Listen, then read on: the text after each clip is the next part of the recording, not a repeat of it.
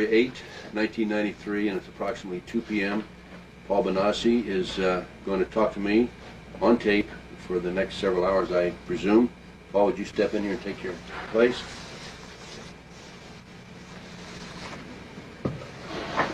Paul, you're doing this on a voluntary basis. Yeah. Okay. And no threats or promises were made to you? No. To get to have you talk and to discuss this matter with me? No. Before we begin, tell me when you were born. August 3rd, 1967. Your number? 509. And explain to me what multiple personality is. Because you've been a multiple one yourself. Yeah, multiple personality disorder is a disorder that people get when they've suffered traumatic events, usually when they were young children, usually stemming from sexual abuse or satanic ritual abuse. And it's when a person has two or more personalities living within a body and stuff, or usually it's more than that. And they each have their own lives, and they each sometimes they see each other as being, usually they see each other as being a totally different person. But some of them know that they're multiples or that there's other personalities within the same body, but the majority of the personalities do not, and the main personality usually has no awareness of the other personalities at all. Usually he's totally unaware of everything. He just has to live through life with everybody saying, "Why did you do this yesterday?" and he doesn't even remember yesterday. How do you switch from one personality to another? Now, you were multiple personality, right? Yeah. How many personalities did you have? Altogether there were about 120, 121 or so. Did each personality have a name? Every personality has a name. Some personalities didn't have names, but they weren't personalities that were very active. Some of them held just a very few minutes of time altogether, and it was just to hold a certain event or a certain traumatic episode in life. And why do people develop these? You said because of traumatic experience, but why would a traumatic experience cause you to develop another personality? I haven't figured that out myself, but I think it has something to do with the fact that the main personality is unable to cope with it. It's so traumatic that you have to create a system so that the main personality can go on living without having all the problems, because normal people who get abused and stuff that don't create multiples and stuff usually have a lot of emotional problems, have a lot of physical problems and stuff, whereas a multiple usually, the main personality can usually go through life pretty simply and nobody really notices it until the person starts getting older or switching behavior is so evident that there's not just one person there, that it's like you're dealing with several different people because they just change. Does a person who's multiple remain multiple all their lives? No. A multiple can become integrated. A lot of multiples, I think, go for co-consciousness, which is more like living with the other personalities, but everybody aware of what's going on all the time.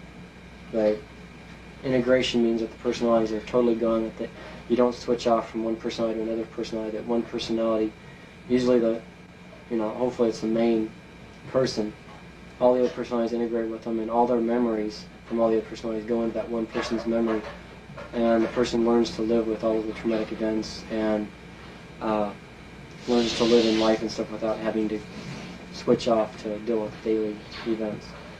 Are you multiple personality today? Well, they say that I'll be a multiple all my life and have the ability to be a multiple and stuff, but I have no other personality, so no, I'm not. Who says that you will be multiple all your life? Well, that's what all the psychiatrists try and say, is that once you're multiple personality, you can integrate completely and stuff, but you always have the ability to dissociate into and create a new personality any time that's needed, which I don't know if that's true or not, because there's nothing that, after remembering my past, that anything in the future that could be any more horrible or any worse than what I've already gone through, so I don't feel like there's any need to ever have to switch back into that kind of a mode. Are you saying that you're integrated now? Yeah. How did you become integrated? That's mainly through the work with Pastor John and dealing with going through each of the personalities, finding out what caused the personality, and completely going through the personality, talking to it in my own, usually it was in my room and stuff, and convincing his personality stuff that he can live better if he's living with the rest of us. And in the integration process and stuff, the personality, usually I can see it inside my head, because inside you have a visual of everybody. It's the other personalities and stuff. And they grow up and they kind of just merge with you. And all of their memories come with them and stuff. There's no longer any need to have that personality because you already know everything that the personality knows from you talking with them. So when we talk in the next couple of days, as you remember things that happened in the past, is this going to be your integrated personality? How do I know that you're not going to go back into one of your other personalities and forget something? Because there's no other personalities to come out or talk to. There's no other personalities you can, I can step into. And if I forget something, it's mainly because I just don't remember it at the time or something. Sometimes somebody will say something and I'll remember it later. Because after integrating with other personalities, I have all the information they have. Whereas before, the personalities could just come out and tell you like that. Now I have to think about like a normal person, which is a little bit longer, but I still have a little bit better than my people because I know how to, I filed all the memory and stuff. And I can just kind of switch into that type of this is like a file in my head and stuff. I can just kind of switch back and stuff and try and go into that activity or that event and pick out what it is that I'm looking for. Now, you said that Reverend Morrow worked with you on your different personalities. Did you go one by one and identify each personality and then discuss that personality with him in order to become integrated? Some of the personalities, the ones that were more what I call the living alters, which is the ones, I call them living alters because they're the ones that were living daily lives. I mean, they would like get up in the morning, one would, go to school or whatever it was. They're the ones that ran the day. And most of my life I was out between like 2 and 4 o'clock in the afternoon. That was my normal time for me as Paul to be out. And so it's like they were, we had to go through each one of them and talk to them. A lot of times they came out and talked to them, even though I don't think Pastor John knew. A lot of times he talked to some of the other personalities. Sometimes I know he did. But yeah, I had to go through each one of them and discuss what created them in the first place. And main thing was I had to let them know that I cared about them and that I didn't hold any anger, toward them or anything for anything they had done. And because a lot of them thought that I'd be angry with them when they found out everything that was going on and stuff. And so I had to deal with that. And main thing was I think the ability that I wanted to be integrated because I didn't want to go on living a life when I didn't even know what was going on. It's like everything kept switching on me. It's like people would tell me something to do one day and a week later I was ready to go do it and they're like going, well, we told you to do that last week. And I was like, I don't remember. It's like that was just this morning, wasn't it? No, it's last week. It's like, okay, I thought they were going crazy or something when actually with me that was not really crazy but just switching because it's not psychotic. I wasn't psychotic. I didn't, it's not like I went out and did things that, like an abnormal person would do. So, you feel that now, as an integrated person, you have full knowledge of all that occurred with all your personalities, and you can act as one individual. Yeah. Paul Bonacci. Yeah. And without any difficulty. So as I ask you questions in the next several days, and we're going to be together for several days, and as you answer these questions, this is Paul Bonacci answering them, but in the old times, it would have been one of your other personalities. Is that what you're saying? Yeah, in the past it would have had to be some of the others because, like when I first started getting interviewed by Derek Caradori and the Omaha police, the other personalities had to come out because I had no knowledge of any of this stuff at all. I mean, like the police when they said that I Paul Bonacci, said that nothing happened, they were probably correct, because they probably actually in fact, I know they got me out one time and stuff, after one of the personalities had talked to him and stuff, and then... What do you mean they got you out? They got me as Paul out. Okay. During the middle of one of their interviews about some of these people that had abused me and stuff. And the way they got me out and stuff was they kind of scared the other personalities, and I'm usually the one that's kind of the protector of everybody. Because even though I didn't know at the time that these were other personalities, I thought these were their other friends and stuff that I was protecting and stuff. I came out and the cops were sitting there saying, telling me to take back stuff. This didn't really happen, did it? I mean... That's the way they interviewed you? Yeah, that's the way they interviewed me. It's like when I was Who talking interviewed about you that way? Detective, or Sergeant Hoke. Detective Hoke. With what department? OPD. Omaha Public. Have you ever been interviewed by the FBI? No. Never? I've never met anybody from the FBI. Never met him, or you never interviewed by them? I never met him. Never even seen an FBI agent. Okay. Okay, go ahead. Finish explaining. But, it's like with, when they got me to recant or take stuff back and with the police and stuff, all they'd have to do is apply a little pressure and stuff, which they knew I was an MPD at the time they were interviewing me.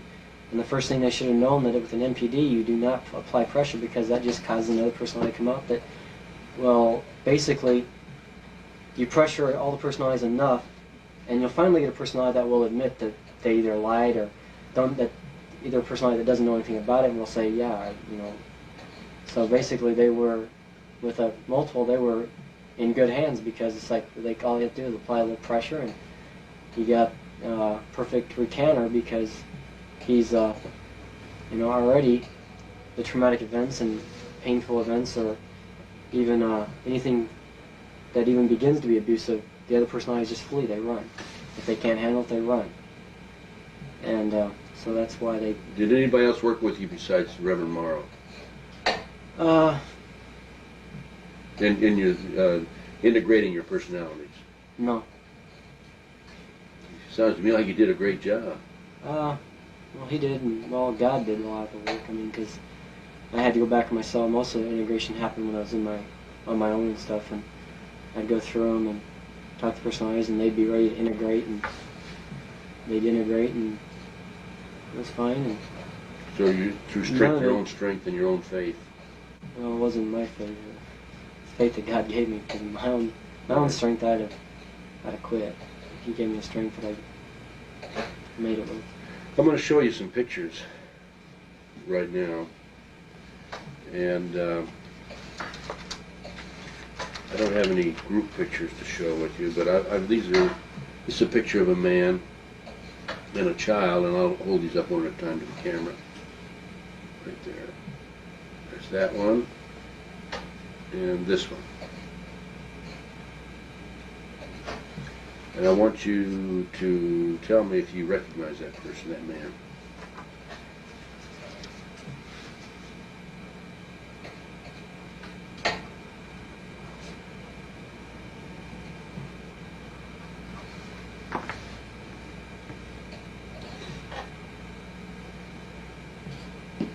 I've seen the same guy, right? Yeah, same one.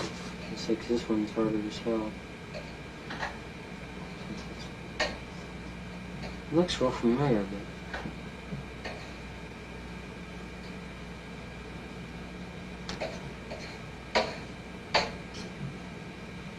Think about it in your travels, where you might have run into him.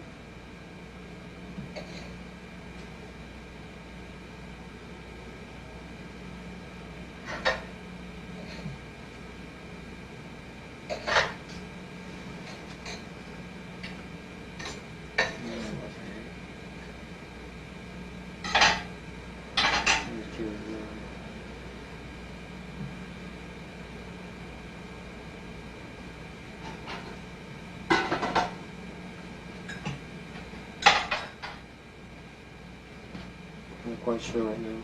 But do you think you've seen him before? Yeah. Of course, he reminded me again of Jerry Lowe from California, but that isn't where I remember this guy from. And I was trying to remember what Jerry Lowe was similar to that, but not quite that big. Mm-hmm. He never was. And I don't think Jerry Lowe would be around any women or anything like that. Who's Jerry Lowe? He's a... All I remember is that he worked for some government office out in California. And he did some work for Alan Bear with some of his houses and stuff out there. Was he a government agent? No, he was, I don't remember what he did. He used to be like a runner. He used to run information back and forth. I'm going to show you some artist conceptions, and I want you to tell me if you've seen these people. I'll hold these up for the camera. This one. And here's another one. Now I'm going to cover the writing on these. I just want you to look at the pictures. I mean the conceptions only, okay? And so you won't have any. I don't want to prejudice your mind in any way whatsoever. And this is what. Let me put another piece of paper out there. This is what Mr. Bonacci will be looking at right here only on this piece of paper. Yes, the picture paper. And then this is the only thing he'll be looking at on this one.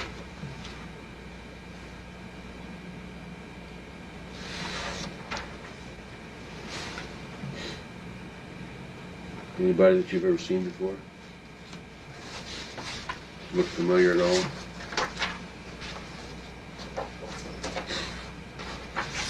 Seen a lot of people look like that, but nothing that I can really. Nothing you can recognize? No. Okay. Now let's look. We're going to do something here. You through with those? Yeah. Okay. Now let's look at something else here.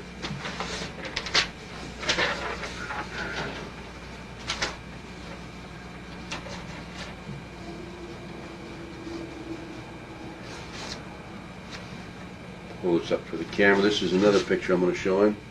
This is all that he'll see. He won't see any writing there.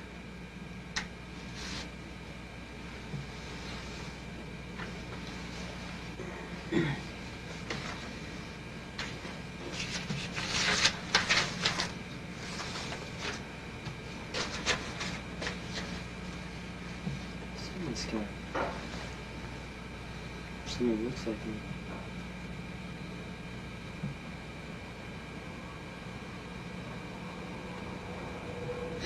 Take your time.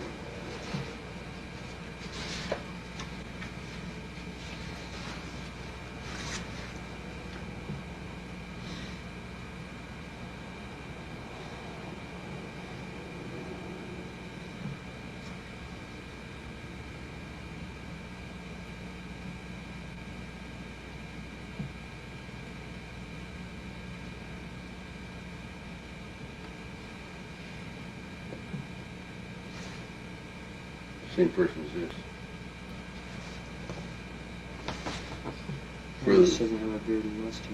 Hmm? He doesn't have a beard and mustache. Seen him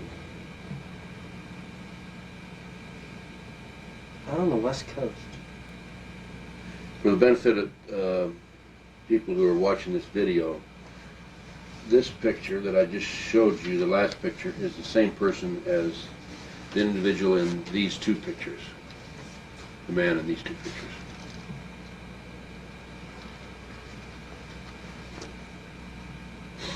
Seen him on the West Coast. I'm not sure if it was California or Nevada though.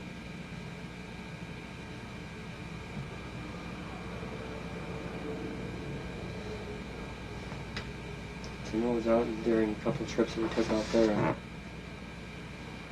Out there? To Nevada and California.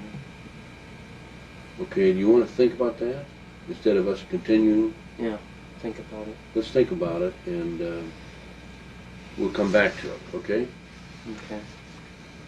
Now, the next series of questions I was going to ask you had to deal with this man that you think you've seen before, but rather than continue, I will not ask any more questions about that case, but I do want to show you this picture, and I'm going to show this to the camera. And see if you remember this individual. Or if you know him.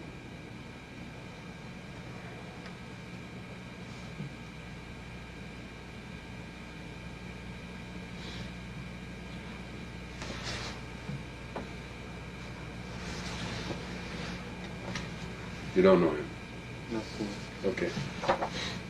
There's not one you need to think about even. You've never seen that man before. Okay. Let's go back to, we're going to come back to this. I'm going to give you time to think about it and come back to it. Okay, later on. If we don't do it today, we'll do it tomorrow or the next day. But think about that in the meantime.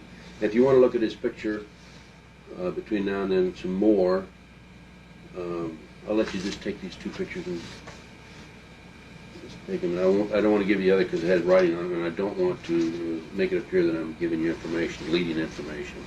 Yeah. The newspaper article. Take that and think about it. Going back to multiple personality, I've been told that there's trigger words that can be used on MPDs. Can you tell me about that? Well, they used to have a lot of trigger words. I could get some of that in there. You have it there? Pull it out. Let's discuss it right now while we're talking about it. But,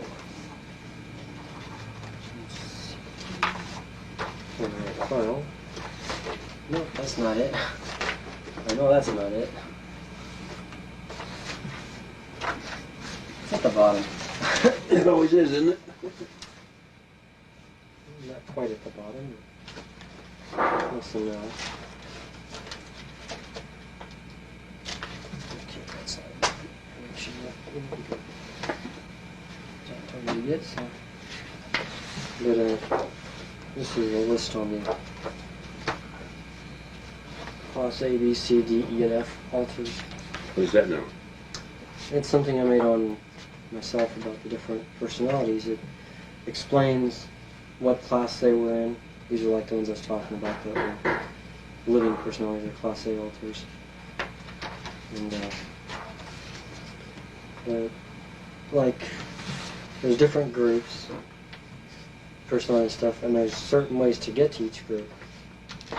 Yeah, I think about the one.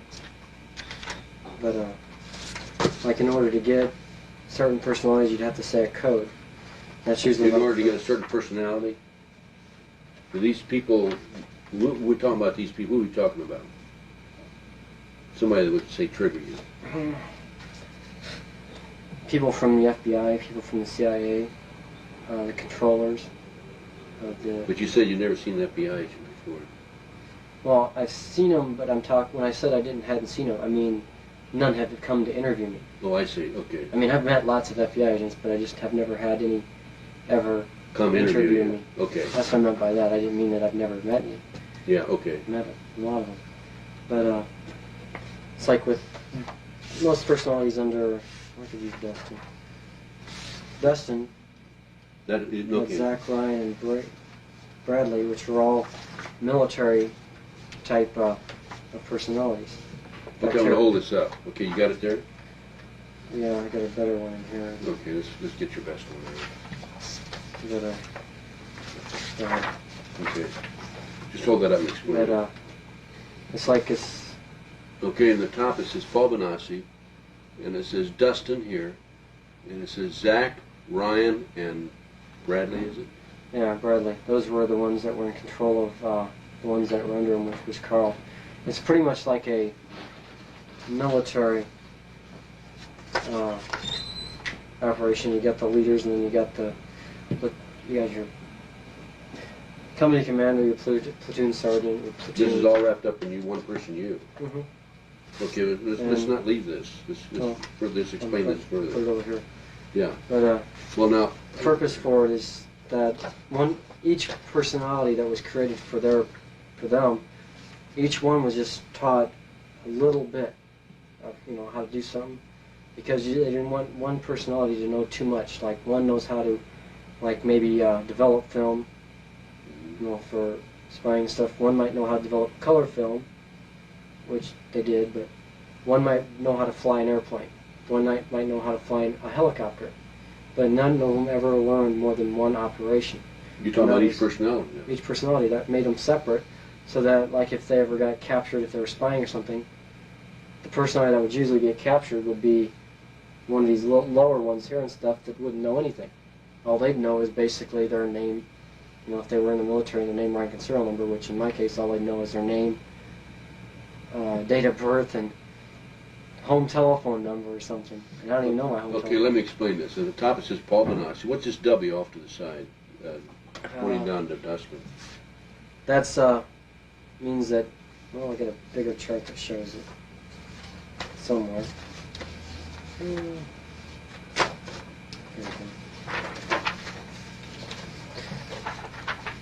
Let's see.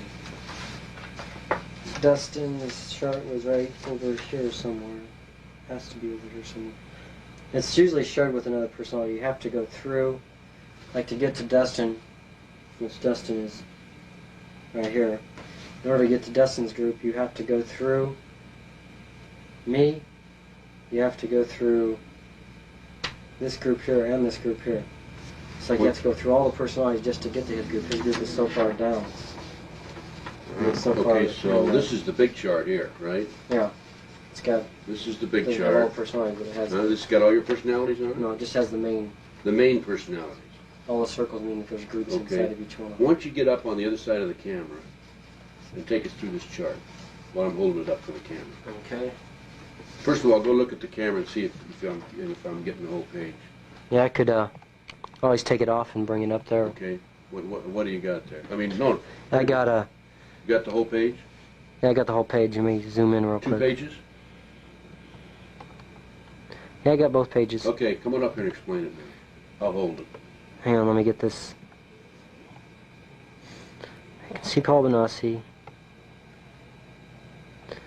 Okay. Okay, now I can come up here and explain it. Okay, so once you stand over here, it's easier, I think. Okay. You see it easier. This is, We'll go through step by step, starting with Paul Bonacci here, and Paul Bonacci. Why is Paul Bonacci on this page, and why is he on this page?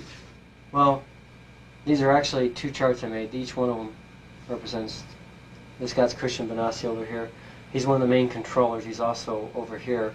He's in control of 33 personalities. Zacharias Knight's in control of 21 lower personalities. Mark's in control of 21. And it took Christian and Zach, and they came together and they agreed and they made Christian. They made another personality that the 2 of them had to agree on to let him out. Whereas before, like Christian, anyone that was under him, he could agree on himself to let any one of them out. But on these ones, they were like trying to create, or both of them had to do it, and then on Mark Anderson and Zach created Dane. So both of them had to agree when they let him out and to let his personalities out. No, under here, Kristen has 8, and Dane has 7 personalities under him. Yeah, under them. And it's like under Todd here. Todd was he was split from a different thing. He came off the main core line from me, just like Christian actually did. Mm-hmm. And I put them down lower since these 3 are together. But Todd has 10 personalities under him, and Micah has 18 under him. But over here, when we get to this group, What's I was W? separated. The W means that you have to go through one of these. Oh, you have to go through one of these personalities to get to Yeah, W? I got let's see. I think I got one here. But, maybe I don't have one in here, but oh well. Thought I had a chart that said what the W stood for because it's kind of hard to remember everything. And I know what it means. That's why it's got the block there. Mm-hmm. That means I can't go, oh, that's Wesley. He's the only way that you can get to these guys. Okay. Wesley is a personality that I never knew about until just before I got out of prison. He would be the one that would decipher information. When people would go to get information to me and stuff, if it was something he didn't want me to have, he would block them. He'd get in front of them. It's like when I was in my building, I had a building inside my head, which I seen. I could walk through the halls and stuff. And there was an office I never knew what was in there. It was Wesley's office before my door. There's Wesley's room, my room, and there's like an invisible shield. Whenever one of the personalities was trying to give me information that he didn't want him to have, he was like the all-seeing eye. He was like, oh, he knew everything that was going on with every personality. And he'd stop them right before they could leave. They couldn't get to my place because he'd have that invisible field up and they'd run into it. When you're in prison? And they'd have to go in there. Well, no, it was any time. Okay. Past. But when I was trying to get information inside there, he was the one that blocked everything or twisted stuff up. They'd have to go in there and check it with him. Then they'd have to come out and go to me and stuff, and sometimes he'd take the information and he'd twist it all around, and the personality would try and tell me stuff, and there'd be a block. He was like a wall that blocked stuff. And there was no way to go to these personalities without going through him directly. That's why it's brought the broken line. It means indirectly I had to go through him even though I didn't know it. But I could go to these ones down here without that because I could go straight to them. These guys I could go straight to. These ones were a little bit more difficult because I had to go through these and him. But I could go directly to him if I needed to. These ones down here I had to go through him first. Okay, this is Dustin here. Dustin was like in control of the military, all of the military personalities. He was in control of all of them. And these are all military personalities down All here? these ones over in here. These ones over here dealt with Satanism and...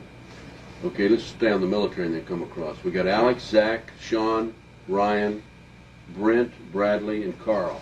Yeah. Carl's has 21, Bradley got 6.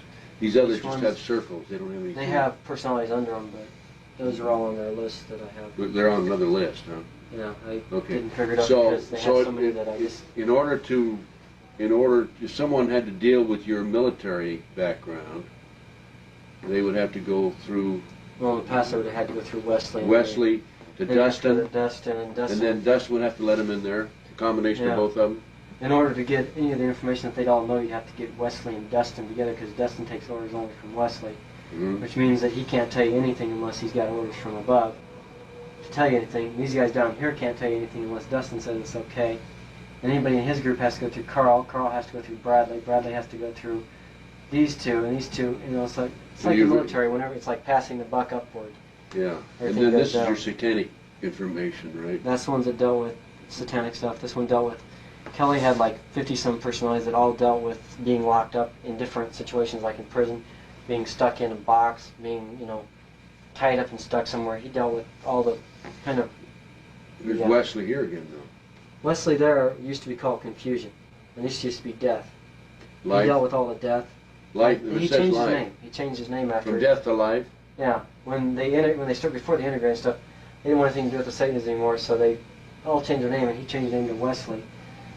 I don't know why, But the top of here for the satanic. and his name is West Lee, not Wesley. It's Okay, Wesley. West Lee. Yeah. And this is Paul J. Bonacci, and then we have Wesley, not West Lee, Yeah. and Life, which is actually death, and Paul Kelly. Jr. used to be, I forgot what his name was even. He changed it though because he didn't like, Mhm. because his name was, he had a satanic name actually. Military, satanic, what's this? They dealt with kind of, I'm not sure.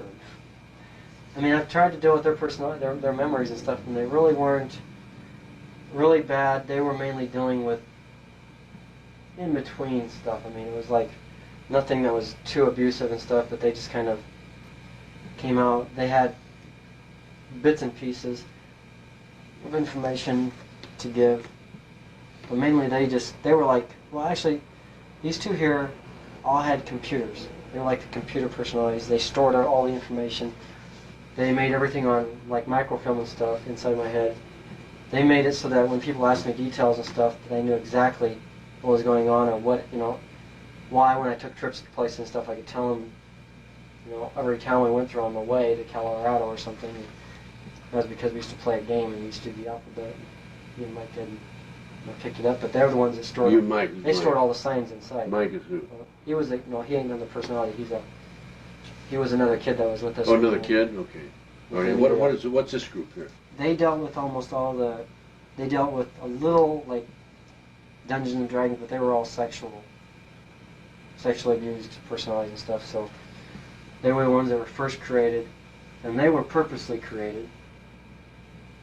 They weren't natural. These ones were created by the same group of military that used a lot of Satanism in the military personalities, because the Satanism caused a lot of personalities. They could use it like sacrifice and stuff because it would cause, you know, altars and stuff. They would use, sometimes they'd even have fake sacrifices. They'd, you know, make you think that they killed somebody. They'd even take take a body or something, but they'd let the kids see exactly where they buried the things at, or the people at that they supposedly kill and stuff. And even if they do kill a person, they'll bury the person right in front of the kids, and when the kids leave, they dig the body up, and they'll incinerate it or cremate it. And the kid, you know, if he ever goes forward and stuff, says, "Well, I know where the bodies are at." He's going to take them exactly where the body was at. They're going to dig around and not find anything, and they're going to say, "Well, the kid's incredible because, you know, he doesn't know anything." Right. That's just to do that. What are these over here? These are. That's actually a chart just of Christian, but this guy's personalities. Those are the 33 personalities. Oh, so this chart just fits under this one then? Yeah. That's mainly because the very reason I got these ones out is this one's right here had the personalities that were running my life mostly. I mean, they go with the class, like I was saying, Class A altars. The majority of the Class A altars, there's like 20 Class A altars, and almost every one of them is on that list there. That means that all these personalities were the ones that were running my day-to-day life. They're the ones that they're were actually over here. On the big chart, they're over here. They're over here, but you know, this guy here, he had the most of them. I mean, he had Mikey, which is on there, Alexander, Mike Bonacci, Michael Bonacci, Drew, Nicholas, Joshua. Top 9 are all under him. Mm-hmm. They were running your day-to-day life. They were running, because they're the ones that had most of the activity. Even a lot of the activity that took place, they knew about. So this chart here is a master chart. Yeah, that's the master chart. That's the master chart. Okay. I can see. Now let's go, and you show me Christopher's, which is 33 personnel. Christian. You get that one out. Let's run by that one again. That's right here. It's right there. Okay. Now you show me Christians, and these here are the personalities that fall under this one category right there. Okay. Now let's go through one at a time and throw them on the chart. Okay. This is Zacharias, the next guy. Which is right here. Right here in the middle. Okay. And he had, I think it says 21 personalities on there. He has 21 personalities. Are there 21 names on here? Yeah. There's 21 names on it. Okay. So this is off the master chart is right there. Okay. Continue. And then, Mark Anderson. It was created because of Harold Anderson. Okay. Where's Mark Anderson? He's right here. Mark Anderson's right here, and this falls under that category. Now, you said something just now that's kind of interesting. Yeah, he was created because of Harold Anderson. His last name came because of Harold Anderson. He was created before he got abused by Harold Anderson, but he never had a last name, so he picked up the name Anderson because, I don't know why, but mainly because he was the main one that dealt with Harold Anderson. Okay. Tell me about your relationship with Harold Anderson. Well, I was involved with him about 6 times, or not 6 times, about 10 times sexually, and he was kind of sadistic, like to tie people up and burn them with cigarettes and stuff like that. Did he tie you up and burn you with cigarettes? Yeah, me and some other kids. How old were you at the time? It started in about 78. I think it was close to 78. It was in 78. And so I'd been about 11. Okay, let's continue with some of these other characters. Okay, and then we got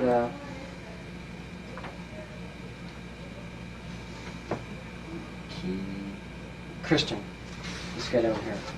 K-R-I-S. I had to go through these two. Zach and Christian. Okay, here's Christian right there. Yeah. And he's got 8 personalities under him. And most of his were all still little kids. Oh, right when here. I got This is arrested. right here. Okay. It was one of the personalities in his group that was partially responsible for me going to prison. For what happened in 1985. Why was that? Well, one of the personalities that was Oh, I see. out was like 6 years old, and it was with a cousin of mine that was talking about some stuff, and touched him, and then one of the other personalities came out. Christian came out and went punched telephone pole and stuff because he knew that was wrong and stuff. And that's now 17, and they said it happened in 87, so they could charge him with it. Yeah, okay. Let's go to another one then. And this is Dane. A lot of his personalities. This is what now? Which one? Where is he on this chart? Dane's right there. Oh, Dane. This is Dane. Okay. Yeah. But it doesn't say Dane. It says Paul and. Zacharias and Mark are the ones created. Oh, here's Dane right there. Okay. Yeah, that means that's how you get to him. You have to go through him. These two, I had to go through these two and You get to Dane, and there's Dane down here with 7 personalities.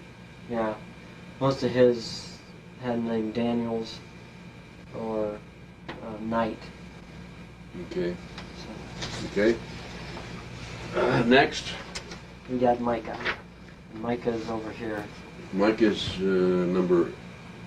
has 18 personalities.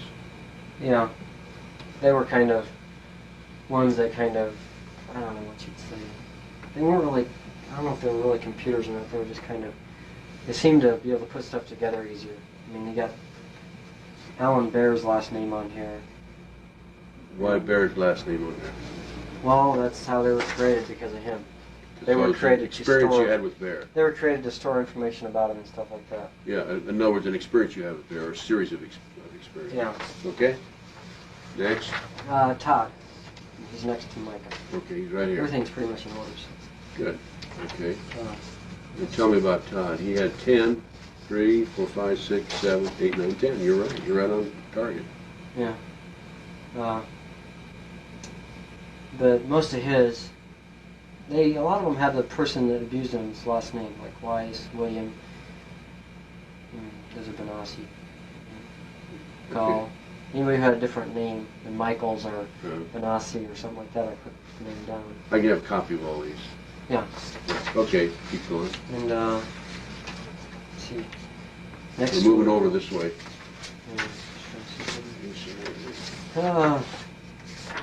Suppose Dustin's out. I got him on board. Dustin, Shaylant. Okay, this is getting into Paul Jr.'s personalities. He has 36 personalities. Okay, where are we? And Paul Jr. is... Yeah, Paul Jr. is right here on the chart, and that had to do with your satanic activity. yeah, you notice 6 groups of 6. Each group has exactly 6 in it. Okay, would you explain that? There's 6 groups with 6 people in it. Okay. Each group is a different age. All these ones are under, like, baby personalities. They were created during the times that either infants were sacrificed, or it was like an Alec. Alec was created because there was a kid that was sacrificed who was named Alec, and they prayed the spirit into me, and it became... They what? Prayed the spirit into you? into me. Okay. I was only about 3 years old at the time. Mm-hmm. And that's how I got that personality, Alec, and these ones are all like that. I want to stop on this, but I can't find the file. I have a file on all of these I'll give you. On each one of those? It tells you what each group stood for, but this is like the oldest group and stuff. They dealt with, like some of them were okay, like what group? magicians. This is when you were 3 years the old. infants. These ones are like 5, up to about 5 years old. And these ones are like from above. But each group also dealt with just one type of activity. Like I think they dealt with like magicians and stuff. They're like the... Okay, let's keep going. What was this group? Magical power. See, I'm trying to remember what that group was. I know there's Age- one group. This age one what? here dealt with like human, like not really human sacrifice. They dealt with like the Knights of the Round Table and stuff like that. I mean, they had their own castle. They had their own running their own show and stuff. These were adults. These were the oldest ones. Yeah, they weren't really adults. They're like 6 up to 16, I think. What's 16, this 20. group here? Damien and Ananiah, they dealt with, I'm trying to remember exactly. I have a list somewhere, but I forgot where I put it at. On what they dealt with. Okay. They split. That's not exactly it, but they dealt mainly with a certain thing. I mean, like some dealt with babies who were sacrificed, some dealt with, these ones were abusive to other kids. They were forced to beat up on other kids and stuff like that. This group here. Yeah. That's 5, 6 years old now. Yeah, they were like the brats. They were like created Okay. to You don't remember beat this up group? people. Shanta, I think they were created for having I think it was either this group or this group that was created to have sex with other kids that were their age and stuff. Okay. They're created for that purpose. What age group would that be? That'd be, let's see, under 10. Okay. And they were created, if there's this group or this group that's created as magicians. That was their whole purpose, was magicians.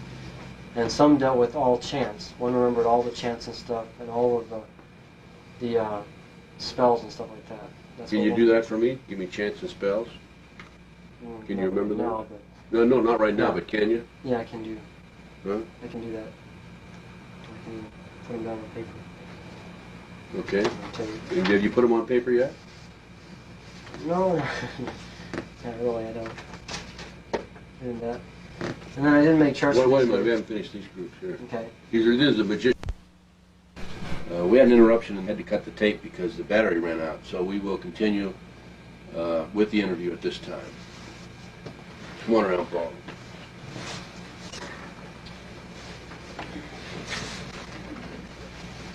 Who were?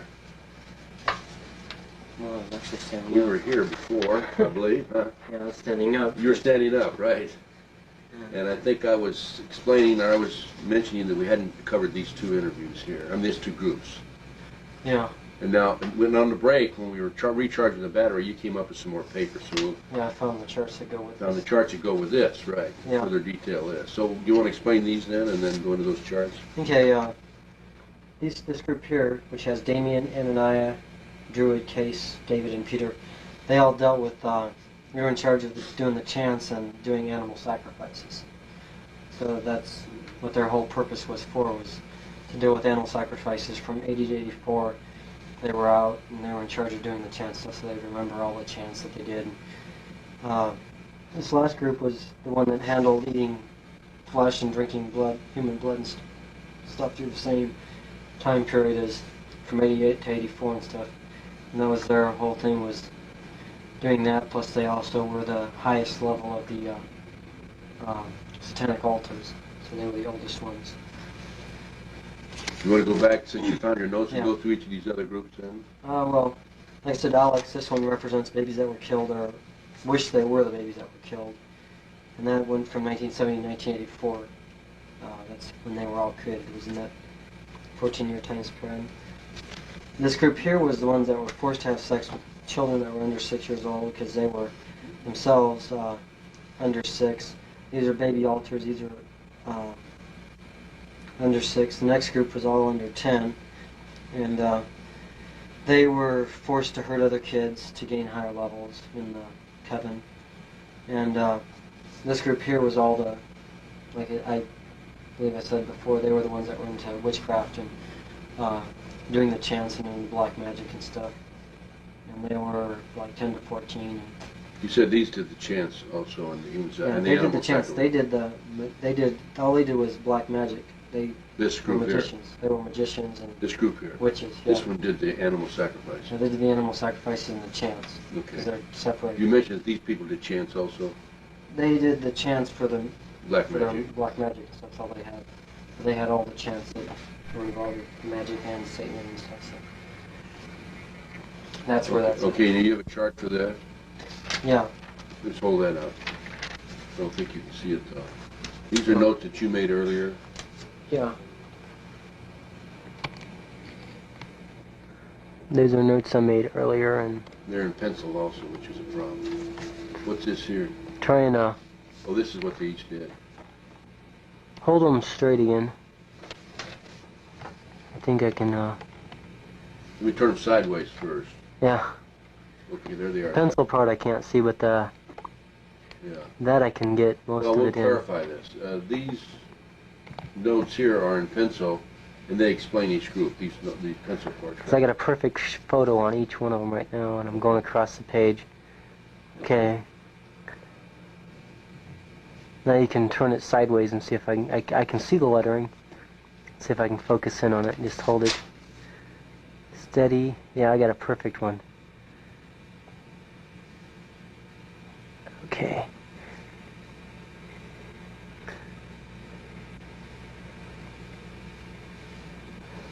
I'm so glad this thing has autofocus on it.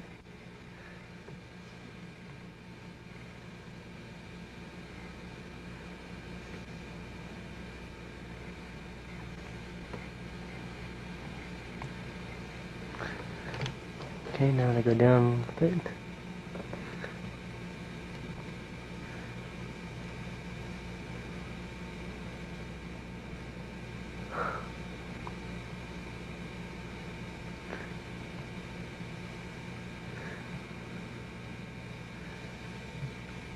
Okay. Okay?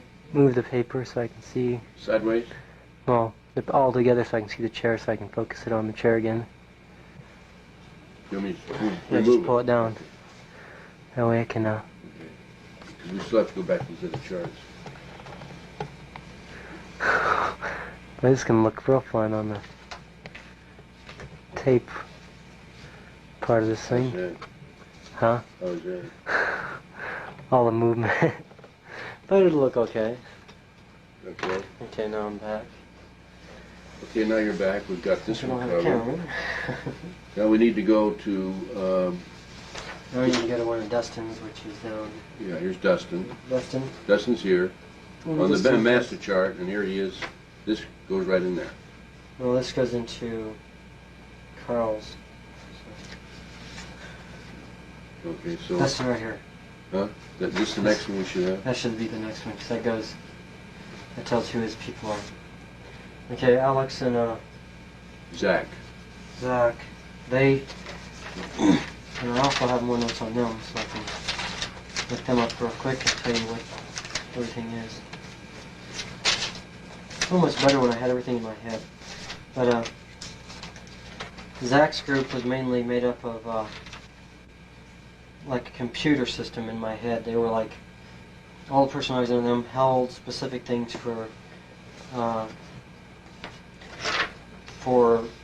containing all the information. They had hypnotic suggestions and stuff. Some of them weren't real personalities. They were just kind of hypnotic ones. That's the ones under Zach.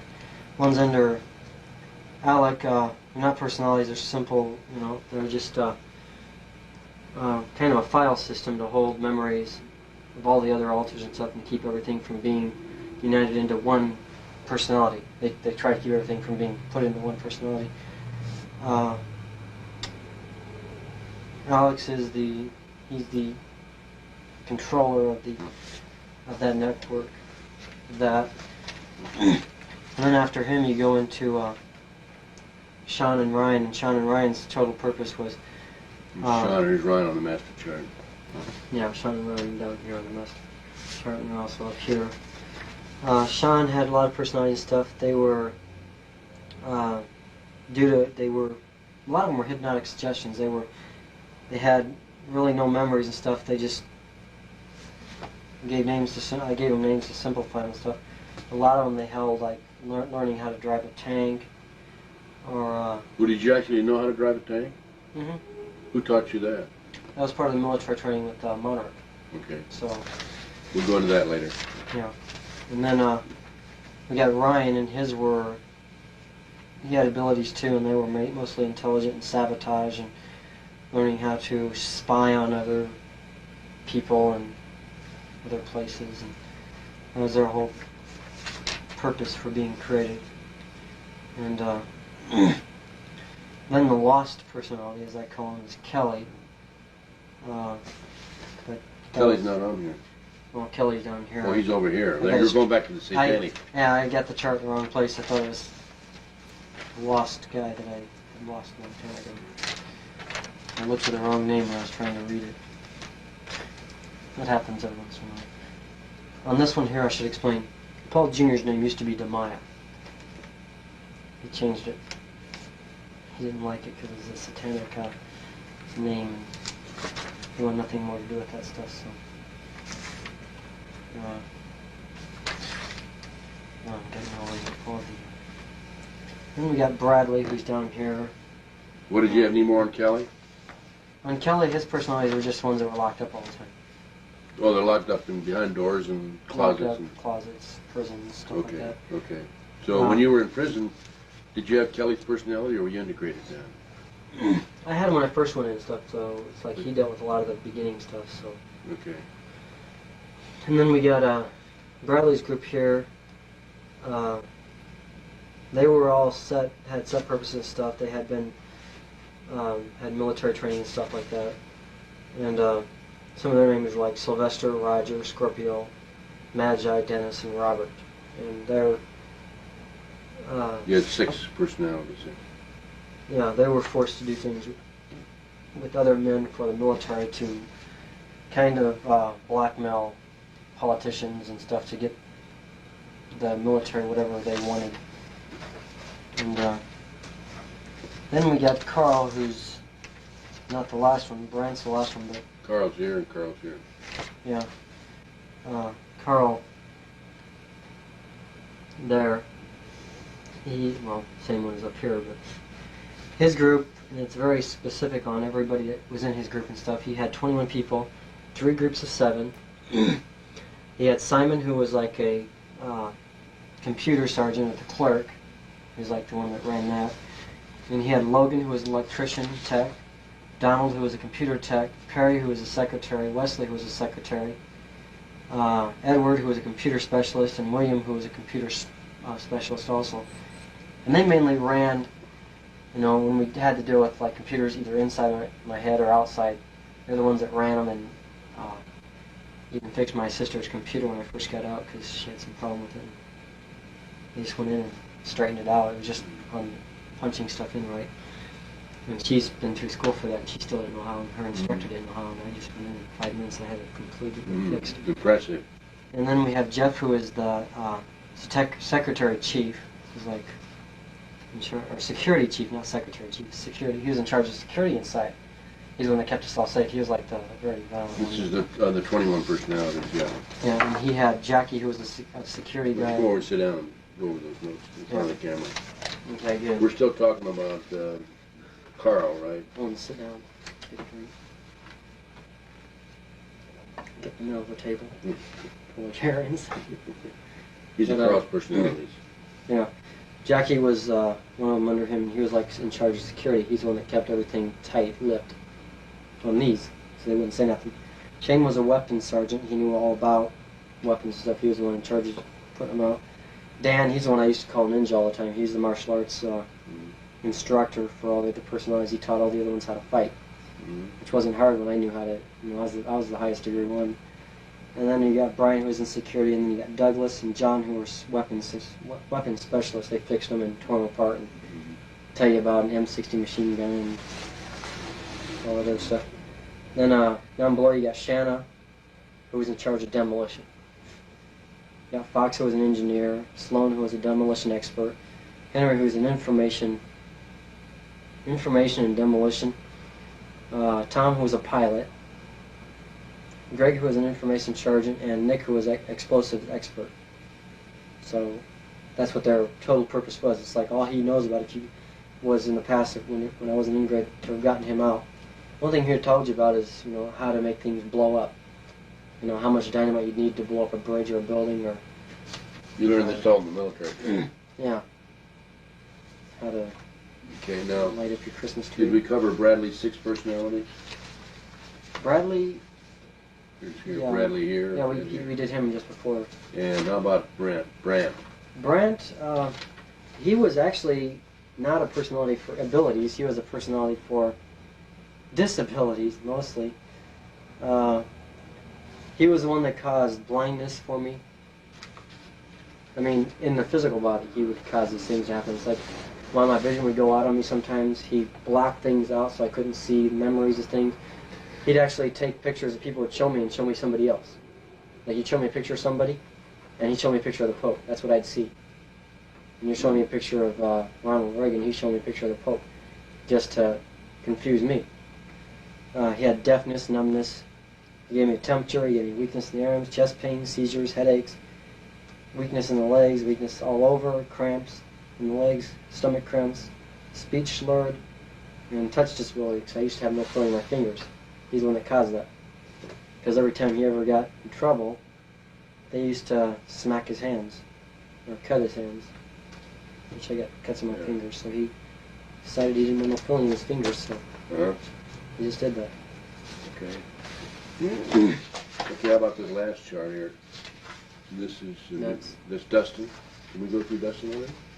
Dustin was the one that just had the, I think that's somebody else's chart, isn't it? Carl's chart.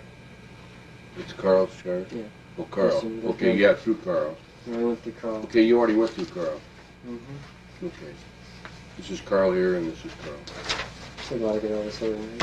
Okay, that's the master charge. How about this? Can we go through this? Bradley? Yeah. We went through this earlier. Yeah, you just went through it a minute ago. So I got all Let me that. throw this up on the camera, because I don't think we have it on the camera. Do we have this on the camera? No, I don't I think don't so. think we did either, yeah. Here's Bradley. We went through Bradley. This is Paul, Dustin, Alex, Zach, Sean, Ryan, and then Bradley. And then Bradley breaks down into Carl and Brad. Well, wait a minute. Bradley here breaks down into Sylvester, Roger, and oh, that's your 6 personalities. Okay, I got it. Here's the I'm Bradley getting the- 6. Hold the master chart up real quick, because I got a perfect... Okay. That's your 6 personalities of Bradley. Did you explain them? On Bradley? Yeah. Yeah.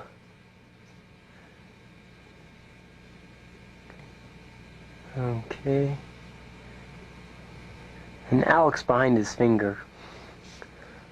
That's the one I couldn't see. Alex right there. Yeah. Okay. Then I Okay. can move it back and I can...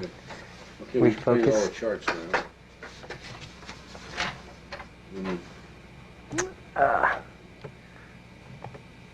This isn't like the America's Most Wanted crew that came in.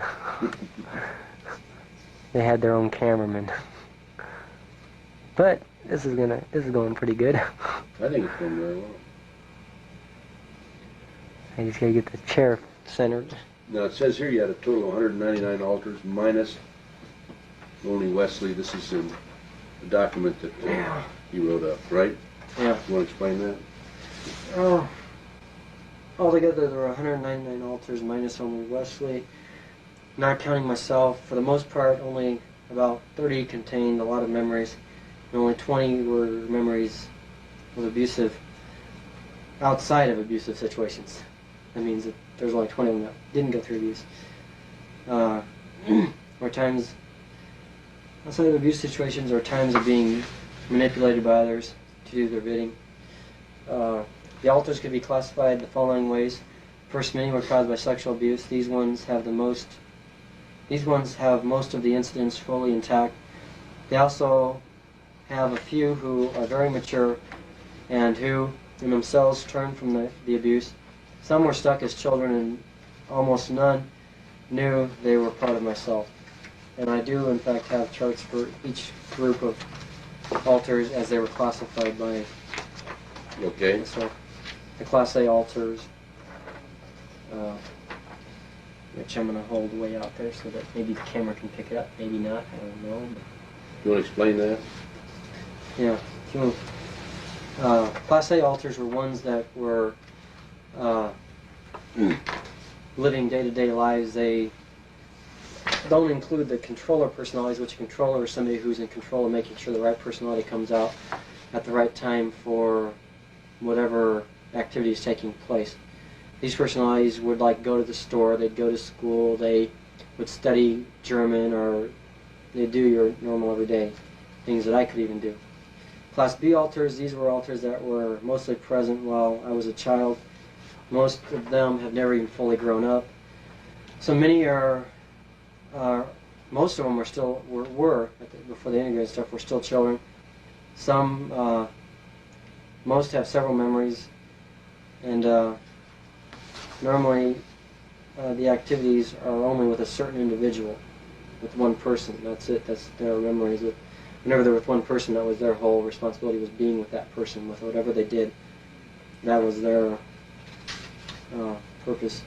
Class C alters. These alters are only partial personalities. They have several memories but are not full. They were used for one direct purpose only. They also contain alters. Contains alters that were very organized at keeping track of memories, such as the computer files. Class D alters are those that were split off from other alters who were higher functioning alters that dealt with day-to-day life, but they couldn't handle some of the activities that even took place with them, so they split off altars of themselves.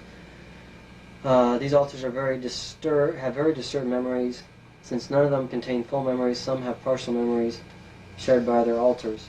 And Class E altars are control or lead altars who are either in control of other altars or have triggers to set off their own abilities or that don't make no sense. Their own abilities or inabilities. Oh, inabilities. Okay.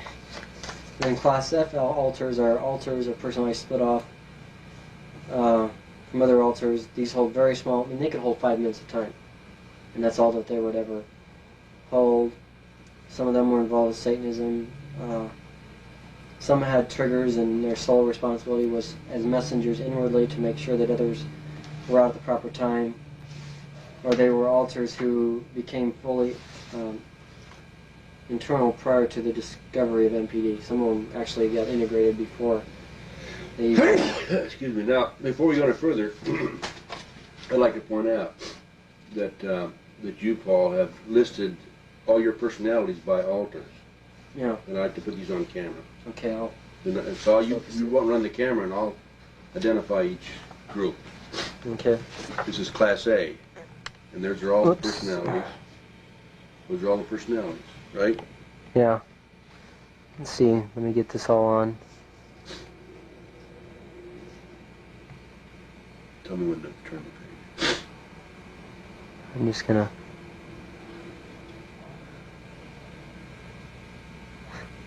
Okay, you can turn it. Okay, these are your Class B altars. And these are all, we're all in the charts, right? Yeah. I got them all listed. You got them? Should I turn the page? Hang on, I gotta go back up on the other side still. If I didn't have this mounted, I'd take it off. Okay. Okay, you can go. And this next group are Class C altars.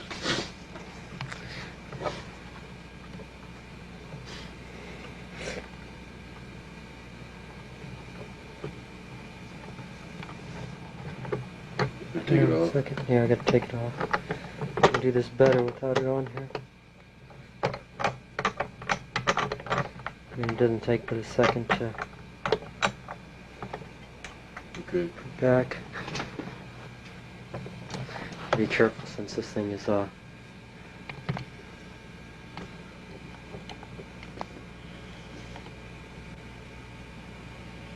come on, focus. There it goes.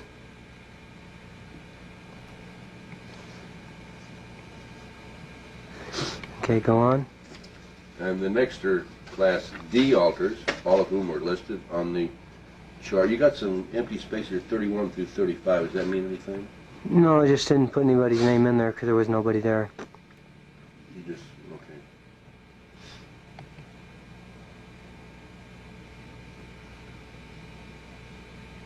I want to move your finger down at the bottom. I'm missing Sylvester. Okay, you can go on to the next one. Next is Class E altars.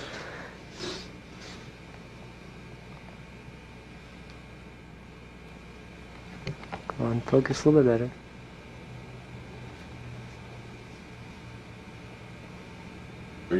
Can you read these on camera? Mm-hmm. I think maybe we ought to go through the charts that we had and do this to them, don't you? Because you couldn't read them. Yeah, we could do that. Yeah, when we get through with this. Yeah. E, and this is F coming up.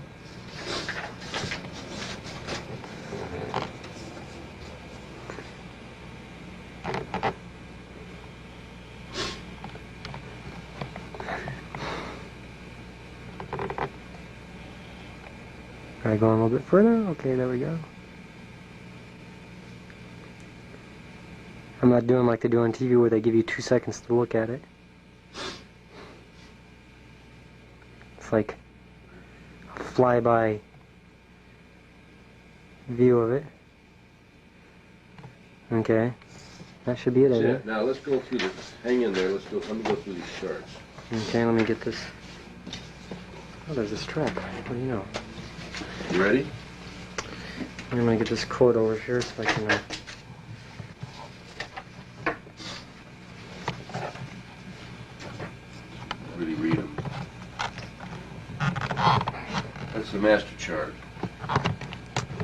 Okay, let me get this.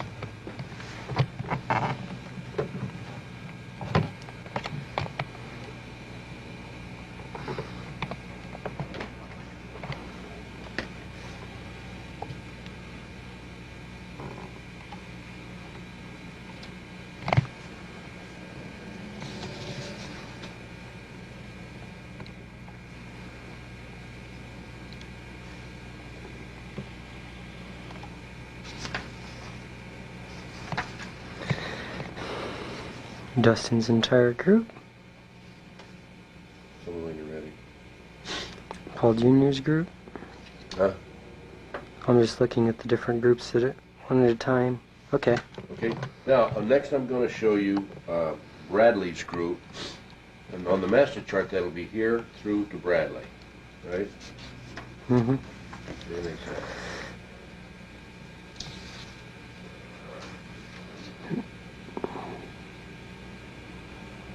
Okay, you can go on. What? Okay, the next I'm going to show you will be Carl's group, and this is the master chart. It'll be Dustin through to Carl and his 21 personalities.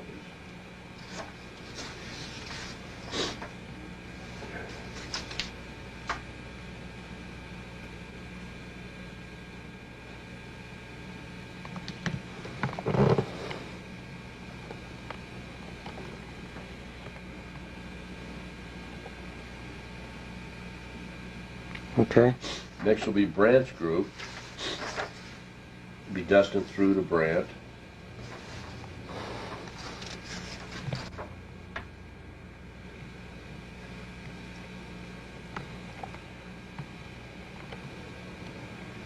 Excuse me. Okay, you can go on. Okay, and next will be Paul Jr.'s group. Let's look at the chart here. Let's see, Paul Jr. That'll be right here. This is the Satanic group. Let me zoom in on that. Get it focused. Focus. That's the master. You're looking at the master now. You ready to go to the next? Hang on, I gotta get it. Huh? You ready? Okay, yeah. Okay, now, here it is with the 36 personalities.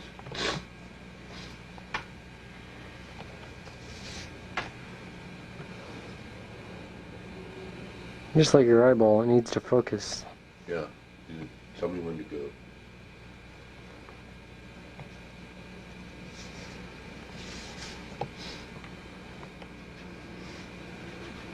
Okay, you can go.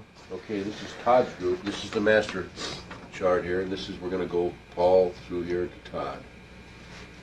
Put Todd in the center, there. Here's Todd. It's like, where's Todd? Focus. Here's Todd. Here's Johnny. Where's Johnny? Oops, I didn't mean to touch it. Okay, there's Todd's group. All the way down to the Henry Gall that wants to be different, not focus very good. Todd's group has 10 personalities, according to the master chart. Ready to go to the master chart now? Yep. And this is Misha? Micah. Micah. M-I-C-H-A, is it? M-I-C-H, yeah. H-E. M-I-C-H-E. No, it's H-A, yeah. Okay, Micah. 18 personalities. That's where, this is the master chart. Now we're going over here to Micah.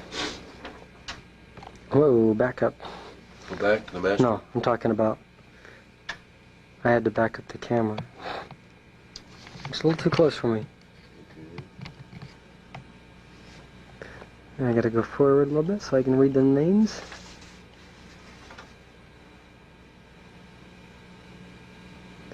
Okay. And the next will be Dane's group. And on the master chart, it'll be down to here. I gotta find the paper again. Where is it? Right here. Yeah. This is the master chart. Okay, now here it is. It's Dane's group. Dane has 7 personalities. I can get all of them on a close-up so I can get it. I see their names real good. Dane. Okay. Okay, and next is Kristen. That's this one right here with 8 personalities. Come through the chart to Kristen. That's the master. Here's the detailed chart of Kristen. Kristen's 8 personalities. Okay. And Next will be Mark Anderson, which will be over here. That was created because of your experiences with Harold Anderson, right? And here, this is the master chart. Now here's the detail chart. Oh. Okay, 1 minute. Let me get this back up so I can. Come on, should be able to see all the names.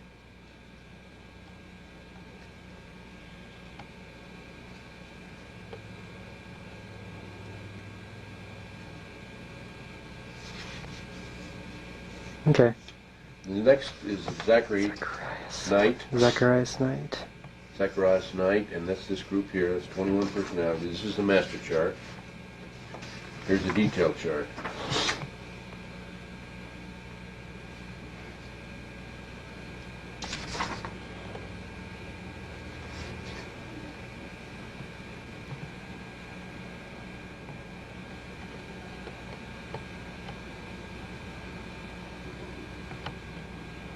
Okay.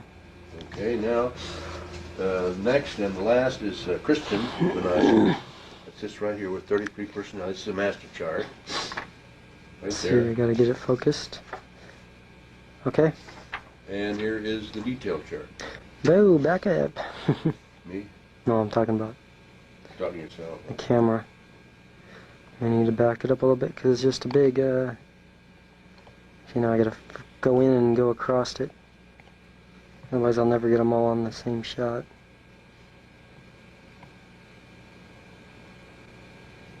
Oh, come on, go in a little bit closer. Maybe it'll focus a little bit better. Okay, there we go.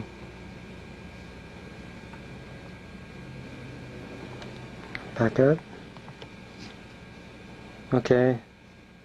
Ready? Yep, that's it. That's it. You put the camera back on the tripod and we'll get on with the next step. Ah. Don't turn it off, I'll leave it on. Yeah, I'm doing that. Fortunately, I've got I don't want to turn it off because they might think something might be said. I'm sure I picked it up, but I can't help it. Huh? I'm blowing my nose. Oh well. You gotta blow, you gotta blow. Okay. Come on, tighten up. It doesn't spin around on me. Do we hold it? Can we hold it? Oh, I got it. You sure? It's still going. Yeah, it's just I thought it spun in and it didn't. Oh, no wonder. Forgot to put the bolt up. Want me to help you? I'll be glad to come over there if you need me. Don't be that shy. Let me hold it. There, we got it. You got it? Okay. Yeah, okay.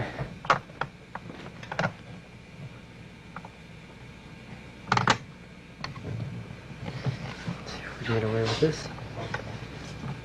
I'll turn this so it doesn't allow the camera to just flop back and forth there. Almost have a little bit of excitement. It's like, Okay, I just got attacked by a vicious dog.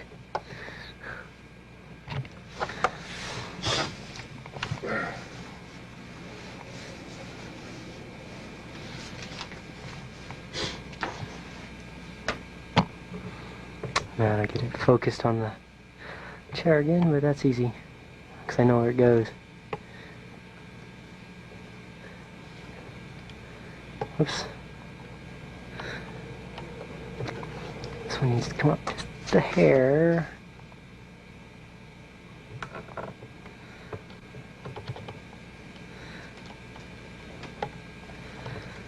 Okay. Okay. Now, next thing I want to do, I want to go more into detail on these, but before we do, I want to clarify a point. When we were recharging the battery, I asked you about the statement that you made earlier on tape that you'd not been interviewed by the FBI, never met anyone from the FBI, and never even seen an FBI agent. Yeah. Now, when I first interviewed you in prison here last fall, you said that you had met a number of FBI agents, and I want to clarify that discrepancy. Can you explain that? Yeah, what I meant by not meeting any FBI agents, I meant involved with the Franklin, anything dealing with the Franklin case, dealing with Johnny Gosh. I'd never met anybody dealing specifically with this case. I had met FBI agents prior to being arrested and stuff with different things I was involved with and stuff, but I had never met anybody dealing with Gosh or with Franklin. So not any related matters with the Franklin case or with Johnny Gosh. So I've never met anybody with that. What you're saying is you've never had a formal interview No, I've never been with the FBI No. since the Franklin Credit Union case broke. Is that what you're saying? Yeah, that's what I'm okay. So I want to clarify that because you told me in the last interview that I had with you that you had met 7 or 8 agents, I believe. Yeah. And I want to get into that later. Okay. Now, what I want to do next is I'd like to go through. We're not through with the chart, by the way, Paul. I'd like to go through the chart, starting with Mark Anderson, and explain each one of these. Why Mark Anderson? You said something earlier. Is there any further clarification of that? Because you With Mark Anderson, it was mainly dealing with. He started when I was about. I think it was before I was 6. Harold That's when Anderson. well, You're talking about. The personality started Okay. before I was 6 and stuff, as just Mark, and never had a last name.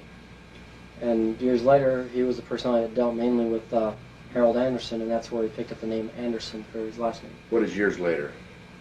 About 1978, I believe. Well, how old were you then? I was about probably 11 years old. Okay, and who is Harold Anderson? He was the ex-editor of the Omaha World Herald. Publisher, I think he was. Well, yeah. He was a publisher. Yeah, he was also the editor. Was he before I that? believe. Okay, before he was published, he was an editor. Yeah, and I know that happened in. I'm just double checking. 78, yeah, because I met him through a guy named Walter Carlson. And that was at some. Who's Danny Moulton Carlson? Huh? Who's Carlson? Walter Carlson. Walter? Okay, who is that? He was one of the first guys that really started abusing me on a regular basis. And he started in about 76. I met him at Hanscom Park. My family was having some kind of family reunion or something, and he was the guy that was there, and I was kind of off to the side and stuff. He talked to me and said, you know, I might like to come over and play some of his nephews or something sometime. And so I agreed to and stuff. And sometimes he started. At first it just started off, we went over his house stuff and we watched cartoons and stuff. Then it started into showing regular movies, and then he started showing movies with men and women having sex, and movies of men and boys having sex and stuff. So it kind of worked out. And there's other guys like a guy named Ken Bruner, and Who's he? he's a guy that used to be with Carlson and stuff at parties and stuff at Carlson's house, or at Joe Burke's house, who was also another guy that was involved with them. And what were their occupations? I have no idea what their occupations were. I never, You don't know I was a Carlson's? kid. I didn't know. Carlson's, Bruner's, or Burke's occupations? You never did know it? I never knew because I was just a kid, and I never, they didn't volunteer any information. You haven't learned since then, have you? Mm-mm. Okay, keep going.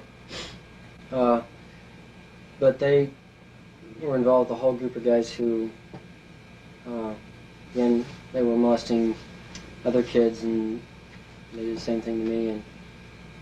And Does that have to do with Mark Anderson's personality? yeah, that had something to do with it those are the because sub-personalities under yeah, Mark Anderson. a lot of the personalities were abused by those guys and stuff, and along with the other personalities that are in this general area. But it was through them that I met Harold Anderson at a party and stuff, and that's when I started to meet with him. That's when you got into the big time, huh? No, kind of, because after that I met some other people. Who else did you meet through Harold Anderson and these big people? Through them, I really didn't meet too many people. I met a guy named Robert Andreessen, who was a big guy that lived out in Ralston, and used to kind of be real threatening if you told that he would hurt you or something. Who is he? Who's Andreessen professionally? Professionally, I'm not sure what he was. All I know is a big guy. I never got to know what anybody really did for a living. You know, I never even knew what Harold Anderson did, except for one time I was told he ran a paper. That's all I knew, is that he ran a paper. I didn't even know what paper. You subsequently learned who he is, though, right? Yeah, a lot of them I learned since, and a lot of them I haven't. Okay, how about Zachary Knight? That personality, how'd that develop? Zachary Knight developed about the same time as Mark. He was one of the controllers and stuff, and he developed through sexual abuse, and he decided he couldn't handle it too much, but he was also the one that dabbled into Satanism. So. Okay, who's he?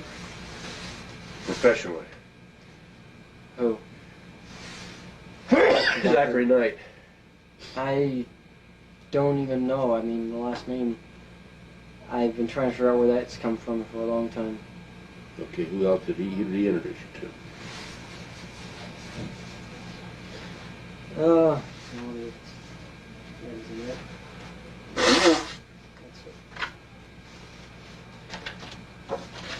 it's nobody. What's that chart you're looking at there? It's the chart of the guys who abuse me and stuff. It just has their names, approximate sexual activity with each person, with that person, the year I met them, or about that time and stuff. Okay, we look from what town they're from, and then involved with what group of people, like if they're involved with Nambla or Carlson or Bear or... Okay, we can go over that chart too then later on, huh? Yeah.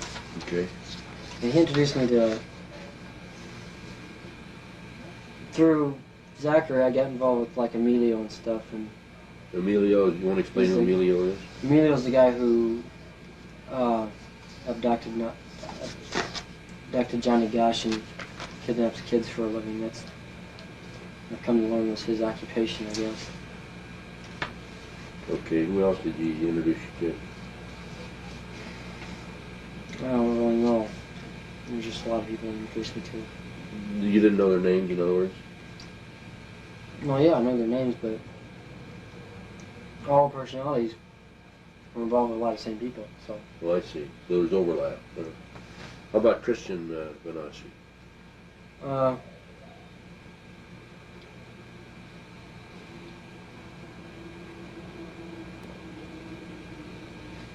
He was the first one that was created. Okay. And how old were you when that happened? About 3. He was created at first because of the sexual abuse that the guy that was in the Air Force was letting one of his friends do. And he was also created to start handling the tough things, and when he couldn't handle it, he created a new alter that was a controller, which was Zach. Then he created Mark.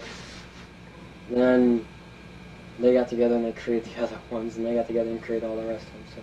Kristen and Dane. Christian's the one that was also a Christian personality that became a Christian before. K-R-I-S-T-I-N, Kristen, not Christian. Christian, yeah. Yeah. I was talking about Christian up here. Okay. So, Kristen, K-R-I-S-T-E-N. I-N. Was an outgrowth through Christian. Yeah, Christian and Zach. Well, how did Kristen, K-R-I-S-T-E-N, I-N, and Dane develop?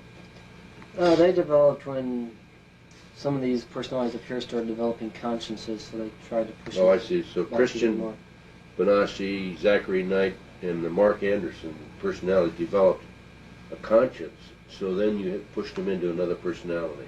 They pushed into another personality that would. And that would be Kristen, K-R-I-S-T-I-N, and Dane, right? Ones that were more willing to do what these people wanted because they started saying that was wrong and they didn't want anything to do with it. This is a group up to 6 years of age. No, those are all ages. Well, these are all ages? Okay. Yeah, those ones are all ages. And this is under the, dissolved. I mean, there's some in there that were like 18, 19 years old. So. Well, then going over to this next group, Todd and Micah. Mikey, Micah. M-I-C-H-E. Well, it's C-H-A. Okay, Micah. Micah. These were up here on the chart. What about them? They were developed how? Well, they were developed to deal with specific persons. like with Alan Bear, and one dealt with Larry King, and Okay, he's dealt with the different. Explain who Alan Bear is. Alan Bear is the ex, I guess he's the ex heir to the J.L. Brandeis and Sons. He also owns a lot of realty and stuff out in all over the country, and he got some buildings out in San Francisco. Some that got damaged in the earthquake in '89, and I only know that because I was in the house and he was talking about it at the same time. Talking about his buildings that got damaged. In '89? Yeah, the earthquake. You were in the house since '89? Well, one of the personalities had gone back and had seen him and stuff, and was at his apartment one time. He was talking to one of his. Before you went to jail? He had a female attorney. Yeah, it was 3 days before. Wednesday, I got arrested. Actually, Saturday morning at about 2:30. A couple days before that, and I told him to go F himself, and because he wanted me to get some of my young friends to go to his parties, and I told him no way, to go F himself, and I left. Mm-hmm. And he told me I'd be sorry. That's the last time you saw Alan Bear? So when I was there at the apartment in Twin Towers, he was talking to one of his, I guess she was an attorney out in, I believe she was out in California, out in San Francisco, where the earthquake hit. And they were talking about a building that had been damaged by the earthquake, and the elevator didn't work, and the people that were complaining and stuff, which would be really neat to check out, because, how would I know you had a building out there, and how would I know that it was damaged by the earthquake if it indeed wasn't? What kind of a building was it, do you know? I don't know. It was an apartment. Apartment? Okay. It was a building that people lived in, because they were talking about some of the tenants were complaining because they... Do you remember which personality visited his house? Mikey. Oh, Mikey did, okay. And he's under Christian. Well, no, Mikey isn't under Christian. He's over here. No, that's Micah. Micah. Mikey. Oh, Mikey. He's not a controller. He's just a personality, so Okay. he's in that group there. Okay, how about Mike and Todd? Mike and Todd stored a lot of information. I don't remember.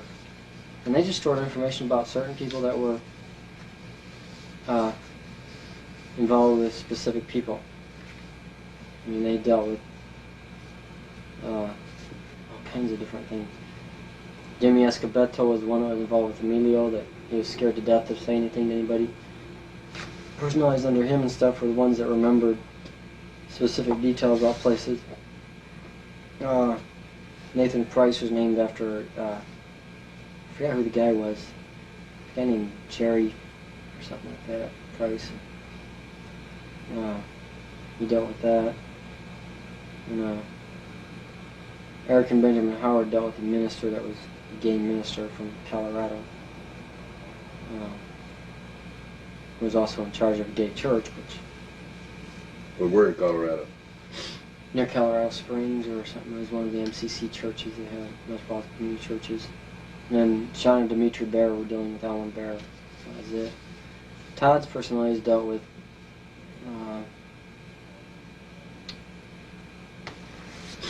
higher class people. I'm saying that Alan Bear isn't higher class, but they dealt with a little bit higher class people. You're talking about politically affluent, influential people. Yeah. But I don't know, I mean, like this Gall, I know he was a senator or something, or congressman or something, Gall. How do you spell it? G-A-L-L. And a guy named Weiss and a guy named William, which I got Prince William, that's because the guy called me Prince William. Weiss called me Prince. So he just took the guy's last name and used it too.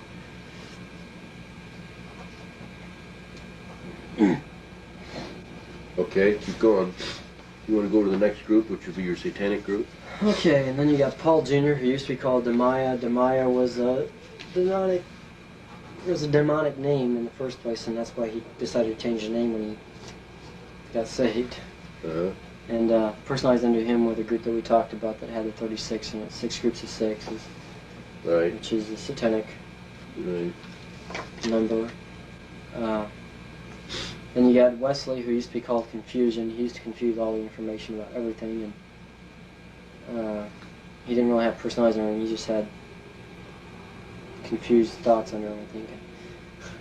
Then there's Life, who used to be called Death. He's Life now because he was one that went from the mode where I'm going to kill myself all the time to, hey, it ain't so bad. I can handle this. I've been through worse. So he kind of went from death to life. And then there's Kelly, who dealt with being locked up all the time, and he just kind of disappeared the last 4 months of being in prison. Actually, the last year he disappeared. He wasn't even around after I went to the parole board and they yanked my parole. No need for him. So we pretty well dealt with this other group, I think, in detail, Yeah. didn't we? The Dustin group. And, Okay, get your chart out there that you had that shows everybody you've been involved with and the dates and the towns and so forth. Okay. That's yours. Yeah. That's yours, this is mine. Okay. Is that the same thing as this, or? Yeah, it's the same thing. You said this is... Oh, that's right. Well, that's America's Most Wanted. I'm going to go over that Yeah. in a little while. I want to go through this next section. Okay, let's see. You mentioned Larry King just a minute ago. You want to explain who Larry King is here? Larry King used to be in charge of the Franklin Credit Union, I think that's what it was called. He was the thief. I don't know what he was, eh?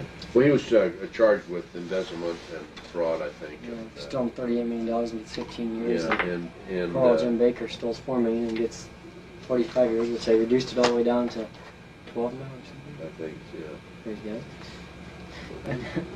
Well, Okay, these are Nothing charges past and all records that you copies. kept. Now, let me ask you this. How can I be sure that these are documented dates and times and so forth? Did you have a calendar or a diary or what? I had one diary I had 7 diaries. All 6 of them disappeared. The 7th one, a couple of months were ripped out of it. It had names. The one that had 2 months ripped out of it had names, phone numbers, addresses of all these guys and stuff in it. Because they had a front part and the thing in it. How'd you reconstruct it? I used my mind. Part of this was pretty simple because I remembered when stuff happened, so I just went off of the memories. I had a little calendar for something, but I don't know what's that. You showed me a Green calendar, a year-by-year calendar not too long ago. Yeah, the year-by-year calendar is something that I created since I've been out too. Well, since you've been out, you didn't have that at the time. No, that's from the internal memories and stuff. But there is something in there that was off of a regular calendar that most of it would probably look like junk, but it went off of a real calendar that I've got downstairs. I know exactly where it's at if I don't find it in here. But here we go.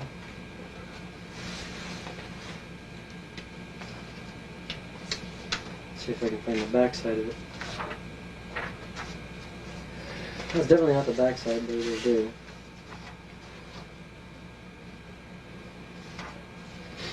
What I'll have to do, I got the other side of it because I had stuff written on the other side of the chart, the calendar, but this is one of the things I kept. I had to refocus it because I missed some of it on that side, but it's a little calendar that's about actually like this big, and I just blew it up.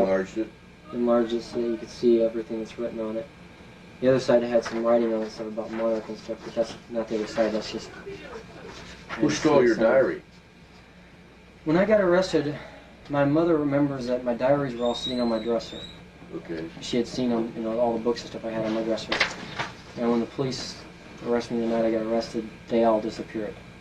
And they took a bunch of stuff. They took a bunch of stuff. They took some videotapes, which they had fun watching John Jakes, the Power Team. And what was on the videotapes? Just ministers and stuff like that. Sex acts? No. Do you have any porno films there?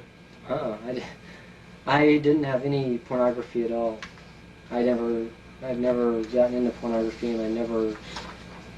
These other people were into pornography, though. You told me before. Well, yeah, they were into it, but I didn't get into it. Okay, so the police have your diaries? Well, I probably burned them by now. Well, did you ask for them back? They said they didn't have them.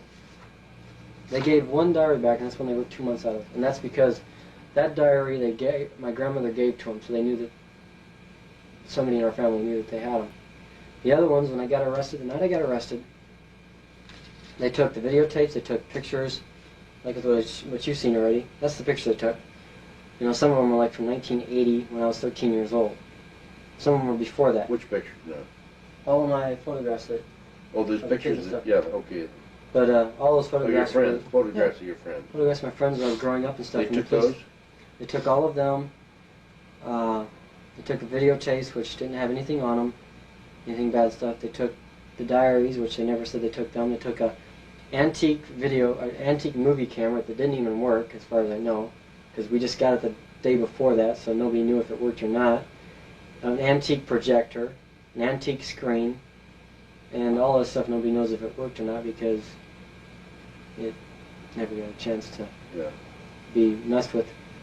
And they took an old, it was like an old little tiny package like that didn't have film in it. They asked me what they were going to find in the film. I said, well, probably nothing. There's nuts and bolts in the casing because I took the film out. I figured it's been sitting there for over 20 years. The film ain't no good. You know, because especially if it's been exposed to light several times. And Right.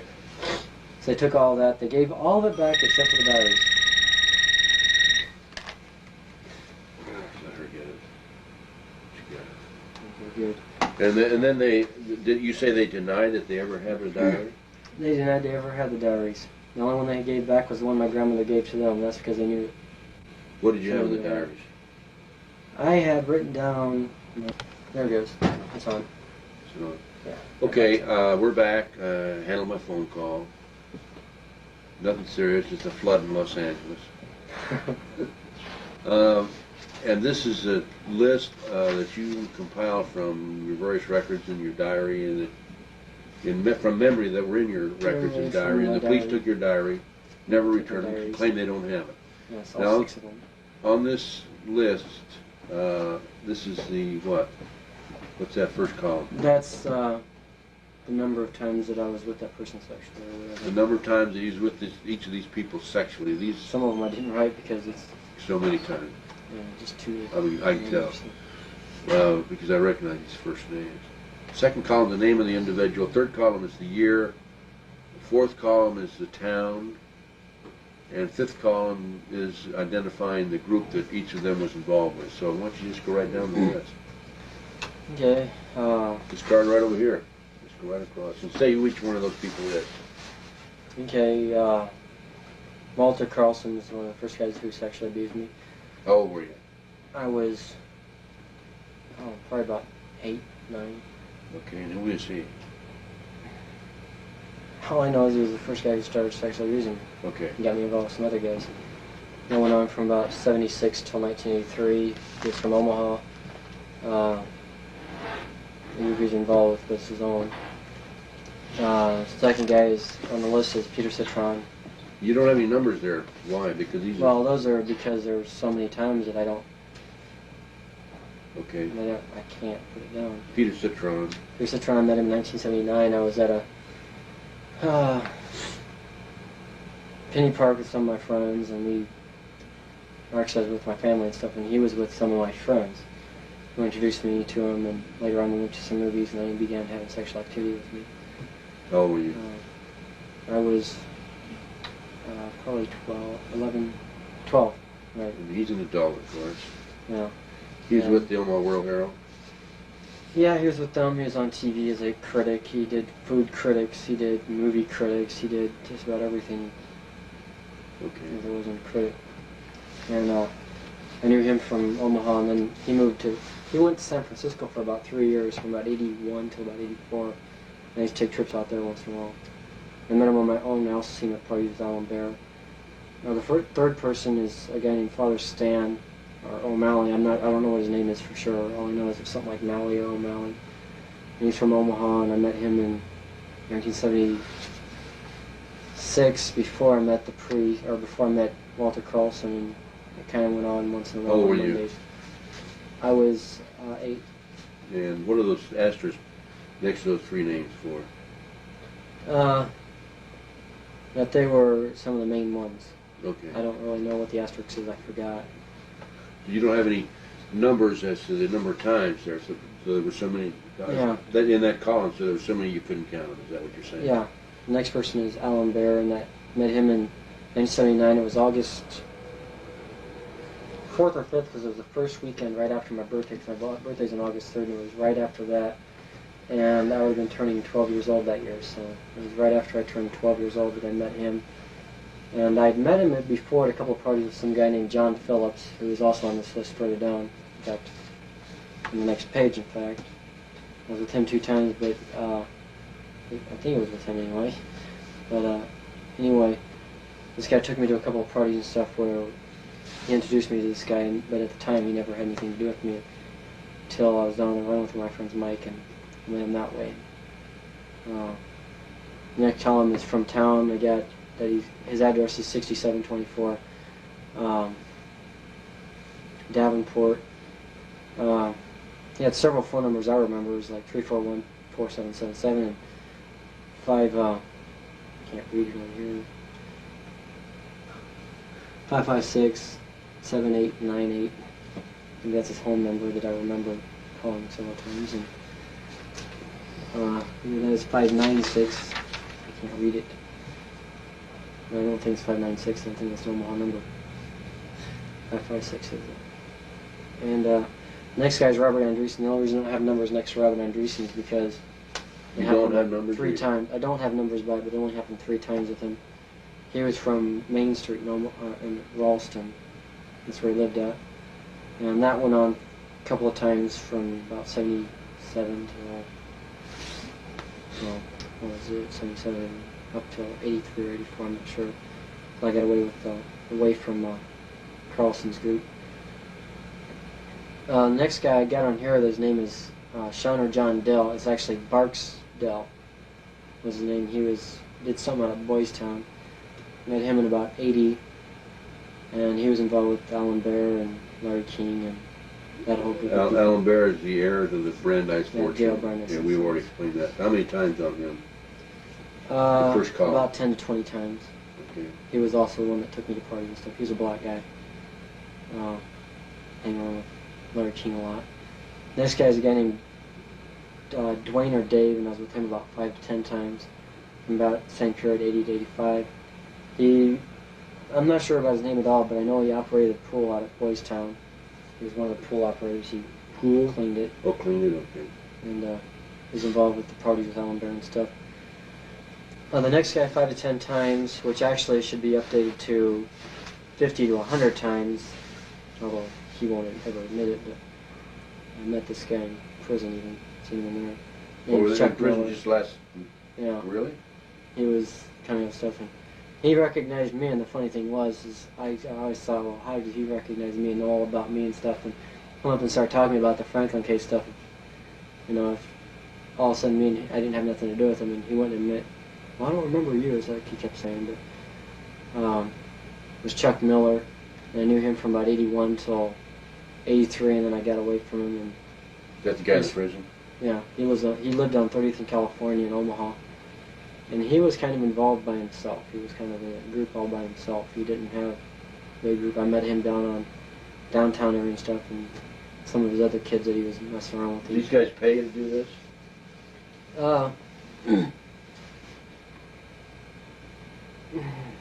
Bayer did, and the people at his parties usually paid, like Barksdale and Dave and stuff usually paid me, and Chuck Miller, he took me places. He used to take a lot of trips, and that's easy to check on. He used to take a lot of kids out of the country and down to several different places that he took us to. Okay. Keep going. What'd they pay you? Huh? What'd they pay you? It depended. Alan Bear, sometimes I'd get drugs, sometimes I'd get money. I'd get anywhere from 20 to several $1,000s for depending on what I had to do and how long I had to be there or whatever. It's like I went to some parties, some got paid $5,000 just for going to it. Letting people do whatever they wanted to. Where would that be? Well, when we took trips to California or took trips out of state, even some trips that we took to other towns like Des Moines and stuff, we'd get $1,000 something was nothing. 5,000 on some occasions? Yeah, 5,000 on some occasions. Like out in California, we went out there. We had to go on to Sunset Boulevard, which is near Beverly Hills. Which you got Beverly Hills is where the ladies hang out on Beverly Hills Boulevard, and then you got Sunset. What is it? Sunset Strip, or is it? What was the name of the street? Santa Monica. Yeah, Santa Monica Boulevard. why was I thinking Sunset Strip? Santa Well, Monica Boulevard. you got Sunset Boulevard and then Santa Monica Boulevard. Santa Monica Boulevard is where the teenage male prostitutes hang out at. Right. And that's where they used to send us, and we'd get kids for parties and stuff there. And we'd take them back to the Beverly Hills Wilshire Hotel or to the other one that's right there too, that they have another hotel that sells. Bel Air? Yeah. Bel Air Country Club. Bel Air Hotel, Beverly Hills. And then I remember one because when you walk in the door, there's like it's like you look through it on one side and you got something on the other side. It's like a big glass thing that's right on the thing, and you look through it and it kind of makes everybody else distort on the other side. Yeah. We used to have fun with that one. And when we go in there and stuff, sometimes the hotel manager of some of the restaurants, or not restaurants, but the hotels would make you kind of, when we went in there and stuff, they made sure that we were dressed up nice. Yeah. And we were always there with our uncle or with our parents on vacation. We were, especially at the Beverly Wilshire, the Regency. Yeah. You had to make sure that you were there on, because it's like they were a high class. They had a restaurant there, but it was a high class hotel, and they made sure that most of them were like that. They made sure that you were, and they knew what was going on. Sure they did. When you're there with Larry King, and he has a 2-floor plaza, and he's got 90 kids going into his parties and stuff, and 20 adults, and Would there be that many? 90 kids and 20 adults? Probably about 20 kids and 10 adults, or sometimes it'd be 30 or 40 adults and 40 or 50 kids. And some of the places we went, they did that. The male and female kids, or? They had males and females, yeah. Some black, some white. They sent me out on the Santa Monica Boulevard a lot of times, to tell people, there's a party there and stuff, and you show up, you'll get, $500 just for showing up, which is more than they make out there on the streets anyway. Yeah. Usually they make 10, 15, 20 bucks, 50 bucks. Did anybody worry about AIDS? At that time, no. That was in the early 80s when that first started, because before AIDS came out with, it's like they'd make $500, and then that was a lot of money for that kind of business. But Keep going down the list. the next one is Rusty Nelson. He was a photographer. There's actually 2 Rusty Nelsons. I got another Nelson down here below. But How many times for Rusty? First column. 5 to 10 times. I was from 81 to 86. He was a photographer. His address is 5035 Bedford Ave. Phone number is 556-6239. And he was from Barron King. And his wife is named, Rusty and Dolores. Starts with a D. They used to be foster parents, which kind of fits right in with everything that they were doing. And he did photography for Larry King. He stayed there for a while and stuff. And when they were foster parents, the ironic thing was they weren't even married yet. They got married after they had the foster kids and everything. And yet they were still allowed to be foster parents. And okay, so the next person is William Thiessen, and it is the guy who owned the pizza place, and I had debate in my own head and stuff, and I wasn't 1,000% sure if it was or not, but now I am. How many times? 10 to 20. In Omaha? From 79 to 85, yeah. In Omaha? In Omaha. And he was involved with Citron and Anderson and that group with Bear and stuff. Next guy I got on here should be actually 200 to 300 times that I've been with him, but I put on here and stuff 20 to 30, but that was how many trips I took out to New York and Boston, which was where he was from, is David Thorstad. And you're here from 78 to 86, and that was New York and Boston, and I was involved with Nambla. He was in Nambla? Yeah, he was the founder of Nambla. Oh yeah, David Thorstad? Yeah. David, David, I know his middle name, but hold on. Tell something right now. I don't remember it. How did Thorstad tie into these other people? He got tied in with Carlson because he was associated with some people that Carlson knew and stuff. Some of Carlson's group was getting involved with Nambla because of what they did and what Carlson and them were doing. They agreed with this, so he got in contact with them and stuff. And David Thorstad came in and talked to him and stuff, and took a He came into Omaha and talked to him on a lecture, or just talked to him? He talked to them socially. lecture. He talked to them socially and stuff. And he came in and stuff, and I was at the party that he was at and stuff, and a couple other. He had some kid that he brought with him, and he took a liking to me and this other kid that was there at the parties and stuff that Carlson had and stuff, and he told him that, he talked to us and stuff, and he decided that he wanted us to come out to his place and stuff once in a while. Where did he live? Out in New York or Boston. I'm not sure if he lived in New York or Boston. I know every time I went there, we went to either place. He had two places that he stayed at. What does he do for a living?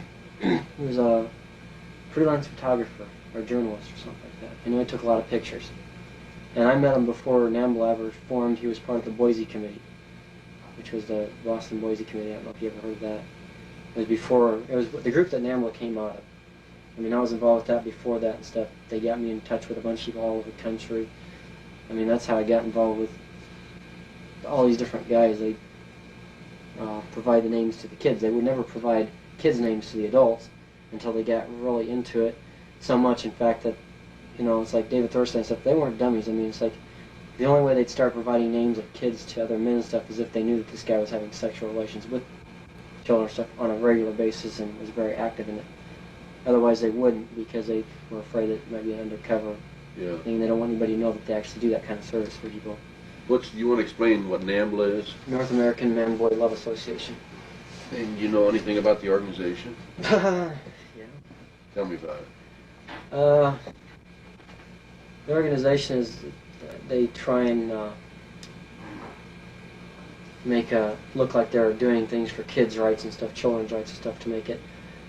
But what they're actually trying to do is destroy laws that prohibit men and children from having sexual relations with each other. That's their main and only purpose, really. They try and say, well, they're against all these things, and they got these things that state all their causes stuff. They have a magazine out that's called The Bulletin. They send it out every month, I guess. I don't receive it, so I think it's still being put out by them. And they kind of promote things that try and make it easier, or not easier, but try and pervert the rest of the world by saying, well, there's nothing wrong with sex between men and boys, or men and children, or women and children and stuff, and it's just... Women in there too? Yeah, they got some women involved with it. Okay. Were you a member or anything? I don't know if you could call me a member. I was a kid when I was growing up through it, but I was involved with them to the point where I'd rally, I'd march with them and stuff like that when I was like 13, 14 years old, not realizing myself what this was actually doing. Where did you march with them? We went to... It was an anti-nuclear demonstration in Washington, D.C.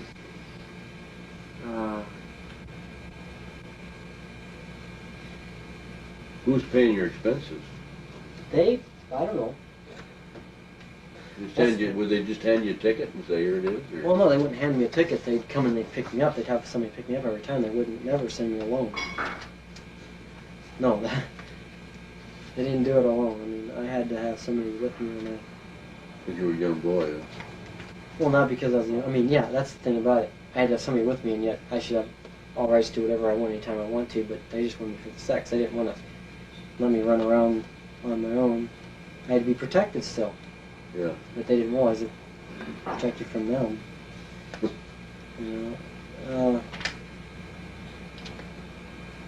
I had a whole list of everything I did with them. In fact, I had one marked Nambla. We can cover that later. I'll make a note. But an anti-nuclear demonstration I was at. They started in December of 1978. That's where they had their meeting at. We had to, that was the conclusion of tape 1. We're on tape 2, beginning of tape 2. We had to change locations because of conflict of schedule and other meetings that were scheduled at the other location. Anyway, Paul, come on back over here. Let's continue with your list here, Paul. Okay. I was at David Thorstein. I was talking about some of the dates that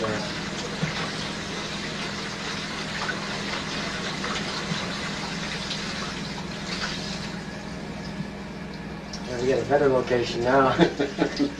We got the ocean. The bathroom. Water pipes, yeah. The bathroom is right there upstairs. Oh, I'll go anyway. Yeah, go ahead. I saw my David Thorstad, and it's like it was December 2nd, 1978, that they had a meeting out in Who's they? Nambla. Continue with that. Oh, once you, you're going to talk about Nambla? Okay, we were talking Well, about I was Nambla. talking about David Thorstad and how Right, okay. I was how I met him. And you're looking at your calendar there. And I have it's kind of marked. It's kind of weird how I mark things. I don't put anything except for Will that take it there? Yeah. I'll have to get it close up on the head. It's like I don't know how I even remember they like it in marketing thing. They just got Nambla written there. That's when they formed Nambla, when they actually formed it. What was the date on that again? December 2nd, 1978. Were you there? Yeah. When they In the formed Boston Nambla? Church. Huh? In the Boston Church, yeah. Remember the name of the church? I got the name of it somewhere, but I have to think of it. Boston Community Church or something like that. Who was there when they formed it? David Thorstad, a couple of the guys that they became the steering members later on and stuff. I'm not exactly sure who was all there. I know David Thorstad was the main one there. I believe Andretti was there. Andrea, I think it's Andrea. He was a kind of a kid at the time, so Bill Andrea. And several other guys that were there also. I'm not sure exactly. How many people were there? Probably 1 to 2 dozen. Where were they from? Mainly from Boston. They used to be called the Boston Boise Committee, and then they changed them to becoming Boston what committee? Boise. Boise, okay. B-O-I-S-E. Okay.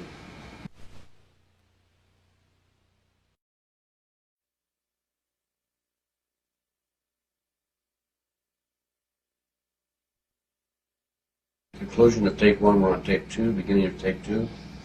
We had to change locations because of conflict of schedule and other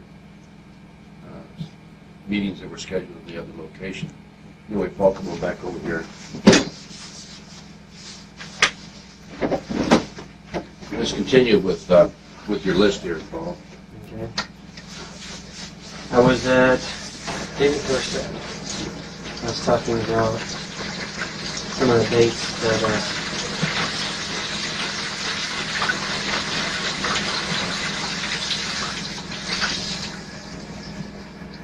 we got a better location now. We got the ocean. The bathroom. Water pipes, yeah. The bathroom is right there upstairs. Oh, I'll go anyway. Yeah, go ahead. I saw my David Thorstad, and it's like it was December 2nd, 1978, that they had a meeting out in Who's they? Nambla. Continue with that. Oh, once you, you're going to talk about Nambla? Okay, we were talking about I was Nambla. talking about David Thorstad and how Right, okay. I was how I met him. And you're looking at your calendar there. And I have it's kind of marked. It's kind of weird how I mark things. I don't put anything except for Will that take it there? Yeah. I'll have to get it close up on the head. It's like I don't know how I even remember they like it in marketing thing. They just got Nambla written there. That's when they formed Nambla, when they actually formed it. What was the date on that again? December 2nd, 1978. Were you there? Yeah. When they In the formed Boston Nambla? Church. Huh? In the Boston Church, yeah. Remember the name of the church? I got the name of it somewhere, but I have to think of it. Boston Community Church or something like that. Who was there when they formed it? David Thorstad, a couple of the guys that they became the string members later on and stuff. I'm not exactly sure who was all there. I know David Thurster was the main one there. I believe Andretti was there. Andriette, I think it's Andriette. He was a kind of a kid at the time, so Bill Andriette. And several other guys that were there also. I'm not sure exactly. How many people were there? Probably 1 to 2 dozen. Where were they from? Mainly from Boston. They used to be called the Boston Boise Committee, and then they changed them to becoming Boston what committee? Boise. Boise, okay. B-O-I-S-E. Okay.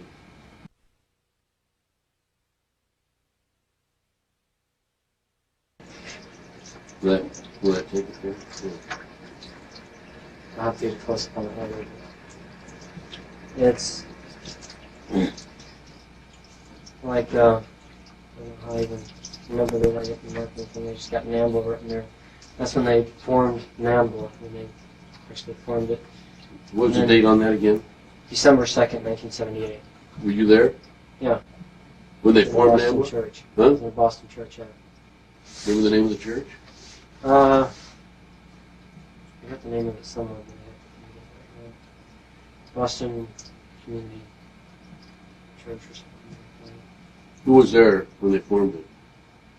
David Thorstad, a couple of the guys that they became the string members later on and stuff. I'm not exactly sure who was all there. I know David Thorstad was the main one there.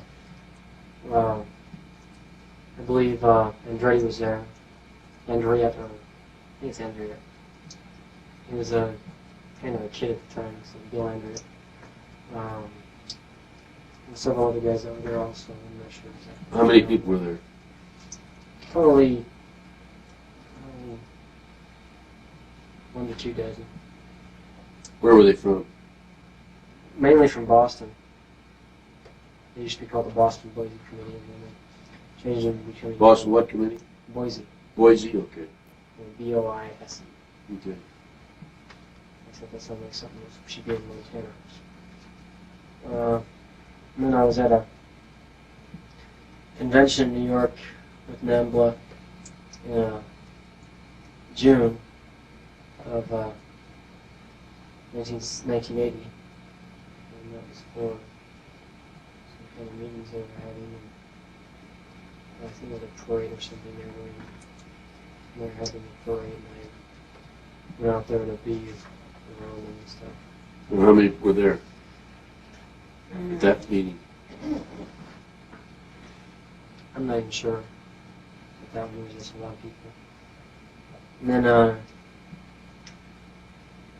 June of 1982, I went to I think it was Washington D.C. for I think it was during the 19th or something. I got the date written somewhere, but I can't read it. That's how bad it is. This is the bad copy. It was for a nuclear demonstration. That was in Washington, D.C. and stuff, and there were a bunch of us marching with a bunch of other groups that were marching against nuclear weapons. That was Nambla? Well, Nambla was part of it. There was some other demonstration that was taking place at the time for an anti-nuclear demonstration. So it wasn't just Nambla, it was all kinds of groups there. There was a big parade for it and everything. I just happened to take part in it with Nambla. Then in October of 82, I went to Philadelphia for a meeting that they were having. They had October 82. Yeah, 82. Now it was over, I think it's Columbus Day. It was in October. It was during Columbus Day holiday and stuff. They had a meeting at big convention hall and stuff. Nambla again. Gay, yeah. Well, they had other groups there too. They had the Philadelphia gay and lesbian groups there. They had people from what they called Fag Rag and the magazine and stuff. They had Robin from the local gay youth movement they had out there and stuff. They had all their speakers and stuff from out there, and they had I don't know the name down. I got that written down somewhere. I have to get into that, but I don't want to get into detail with it right now. We can get into detail later if we have time. It depends on how much time we have. Okay. And then in December of 82, I went out to... Well, how many people were at that Philadelphia meeting? There were a lot of people at the Philadelphia meeting. They had FBI agents and everything else all around there. They had people from the press were taking pictures of them. They had all these gay people taking pictures of them. So it's kind of a big thing that they were shooting. What was the FBI doing there? We think it was the FBI. They were bugging the places that they're trying to find out what was going on with this group, what they were trying to accomplish, because it was a Nambla meeting. Yeah. But who all from Nambla was there? Oh boy, that's a big one, because there was a lot of people from there. David Thorstad was there, Bill Andrea, the attorney that they had, which was Michael J. Lavery. I'm not sure if Hugh was there. I'm sure Wayne Sunday was present.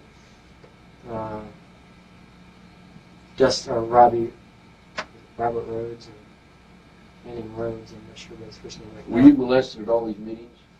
Well, there was on the trips that were there, yeah. So were you molested at the Boston meeting and the New York meeting and the Philadelphia meeting? Who molested you?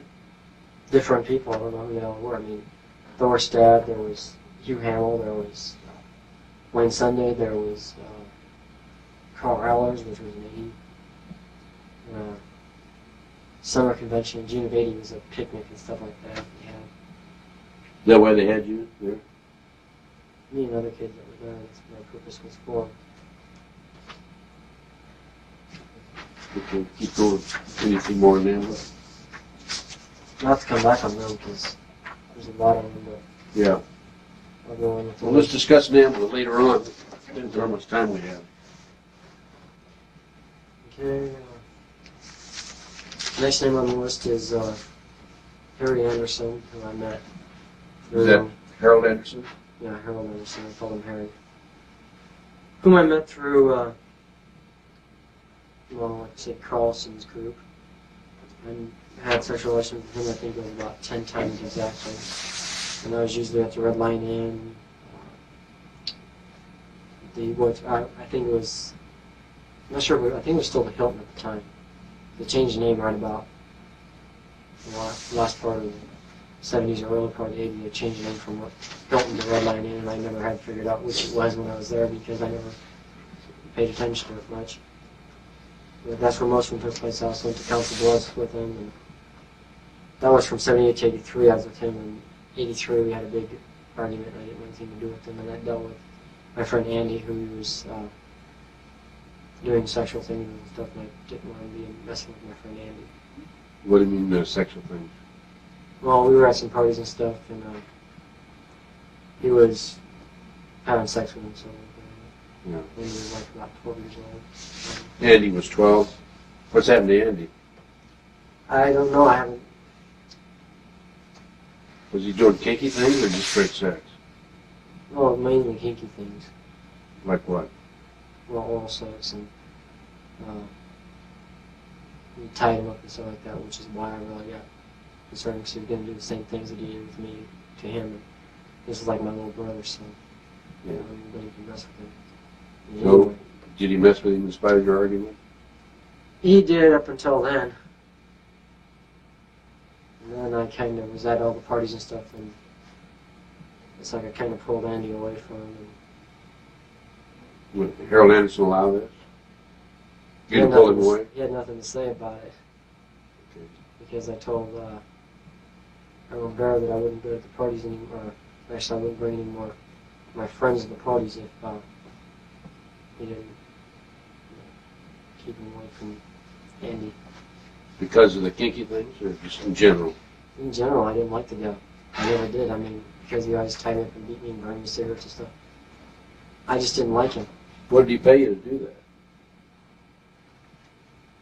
Not enough. $50, $75. Tight one, huh? Yeah. Next person on the list is Kent Bruner, and I was with him about 10 to 20 times. Kent who? Kent Bruner, or Kenny Bruner. He's involved with Carlson. B-R-U-N-E-R? Yeah, B-R-U-N-E-R. He was involved with Walter Carlson's group, and that's how I met him. And that went on from 77 to 83 when I pulled away from Carlson. In 83 I pulled away from a lot of guys. I figured they didn't, I guess, well, the personalizing were out and stuff at the time and stuff. went for the money after that. And they go to Carlson's parties because they didn't get enough money for going to them, so they stopped and went to. But it was also because my stepdad died and a bunch of their friends died and stuff, and we just. They died. Your friends died. Well, I had one friend that a couple of friends that committed suicide. And, my stepdad died, then my aunt died, and my great aunt died. Why did your friends commit suicide? Two of them I had no idea why they committed suicide. The other one was involved with Satanism, and he just couldn't handle it anymore. And Do the Satanists encourage suicide? Sometimes. Depends on what their purpose for you is. If they have no purpose for you, yeah, they will encourage you to give yourself for a sacrifice, which I've never seen anybody actually do. Give himself up for sacrifice? Yeah, I've never seen anybody do that. Yeah. But you've seen him go involuntarily. Yeah. You told me the last time. Yeah. The next name is Joe Burke. He was also involved with Walter Carlson's group, and that was about 10, 20 times from 77 to 83. What He was town? one that I got in Omaha. And he's one that I got mainly involved with Carlson's group. He was the second one that I got involved in Carlson's group, and he's the one that got me involved with Anderson directly. And so I don't know what he did for a living. All I know is that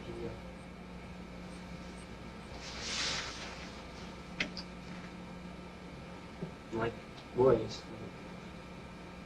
I don't want to say much more.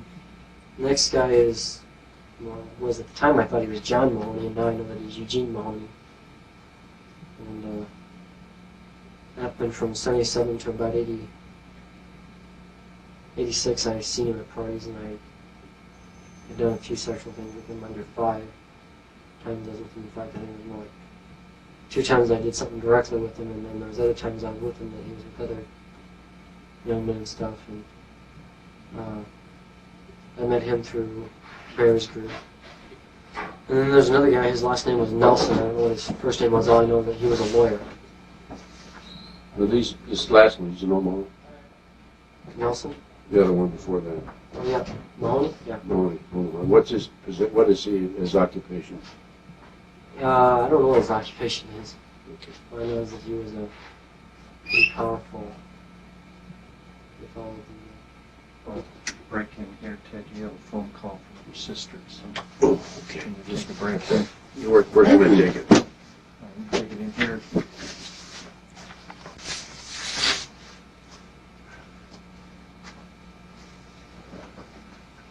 I'll be all right. yeah, Nelson. All I know is that he was a lawyer from the Omaha area. That's his last name. And I met him in 83 and 84. What old guy is he? He's probably in his, well, at the time he was 83 and 84, he's probably in his 30s. Probably early to mid-30s. And I was with him twice. I met him at one party with Bear. Next guy is a guy named Jay Dura. He was also a lawyer. And met him at a lot of parties in Omaha, and I also seen him in Washington, D.C. And that was going on through 80 to 86. I was with Bear and also with King. I know he was a lawyer. We talked a few times. I was with him like 3 times sexually. And he's from where? He's from Omaha. Okay. But he was in Washington, D.C. also. Well, he went for a trip. A couple of trips went down there and stuff, but one trip I don't really know most. This guy's Mike Heveron. He's a teacher out in, I think it was Payan or something. He got canned because of contributing to delinquency or minor giving him cigarettes. But he had some very questionable tapes that I remember him doing stuff. Well, what time was that? When was that? That was from, it was in 1980. Took a bunch of trips out to another town, and he used to film us doing different things. Porno films. Well, some of them were, but he filmed some other films too. But he also did that. For certain kids, he'd pick them out. I was with him about 4 times. What do you mean you pick them out? He Kids would, on the street or kids that were with you? He picked out kids from his class. 'Cause he was a teacher. Kids from his class and stuff, and they'd go on field trips and stuff, and then they would film different things, and then he'd pick them out during them trips and stuff, which ones he would start abusing sexually. You take pictures of the Figure ones out you wanted which to go ones. after. in other words. Yeah, he'd figure out which ones were easy targets. I wouldn't say anything. How could he? Oh, I see. The ones you were worried about, the ones that would talk. What town is he from? He was from, I think, I'm not sure if he was from South Omaha, but I know that he worked at either Payne or one of the schools in Omaha. He got fired a couple of years back. Oh, you said some school, Paley or something? Payne or Yeah. La Vista, or somewhere out there. Is that a part of Omaha?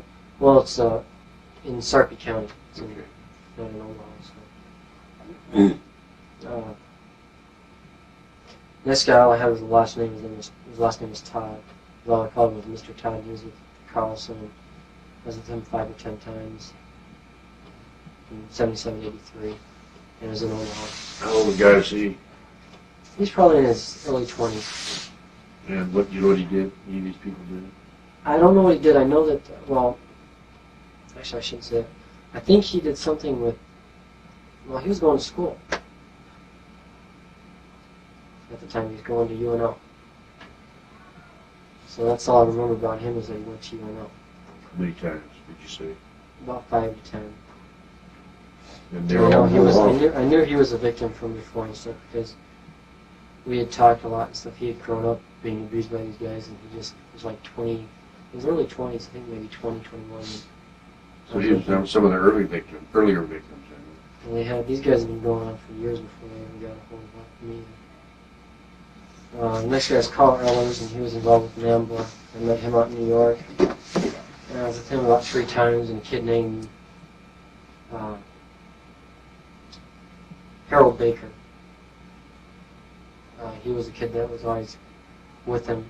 When Carl Ehlers got arrested, not sure exactly when he got arrested, but he got arrested and charged with sexually abusing some girl or something. He'd actually sexually abused a lot of other people, but they didn't want to bring all of it out. Where was he arrested? I think in New York. I'm not 100%. You know what his occupation was? No. You know where he's from? Was he from Omaha? Carl Ehlers? No, he's from out there on the East Coast. I only met him through Nambla. This guy's Tim Anderson. And, Any relation? to Harold? No. Tim Anderson was probably in his 30s. And I met him through Carlson too. He's always at the parties that I was with him going. I was going with him 3 times. Where was this? What city? In Omaha.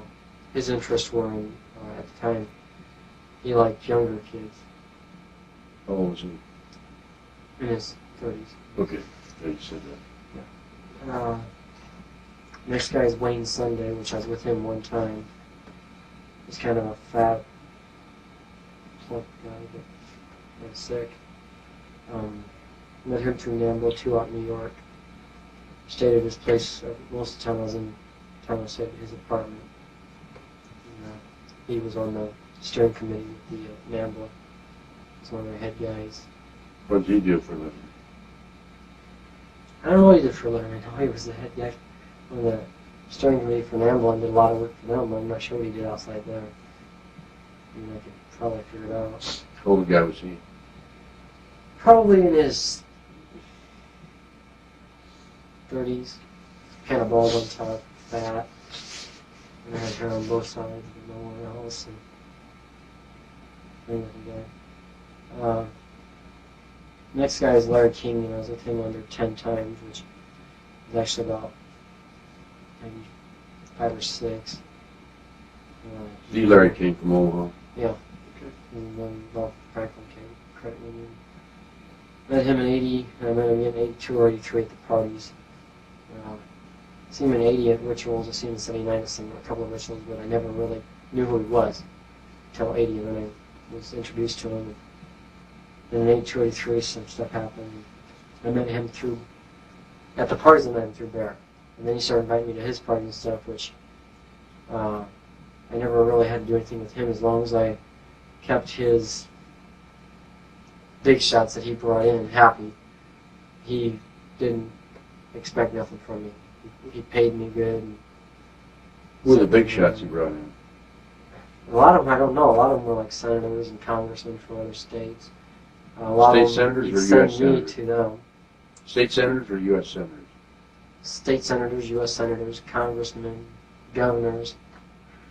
I mean, Do you that's know where I these- got involved with the Washington, D.C. and stuff, and went to Washington, D.C. a lot.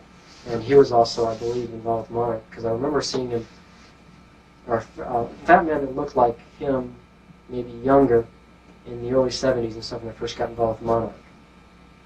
So I think it was him.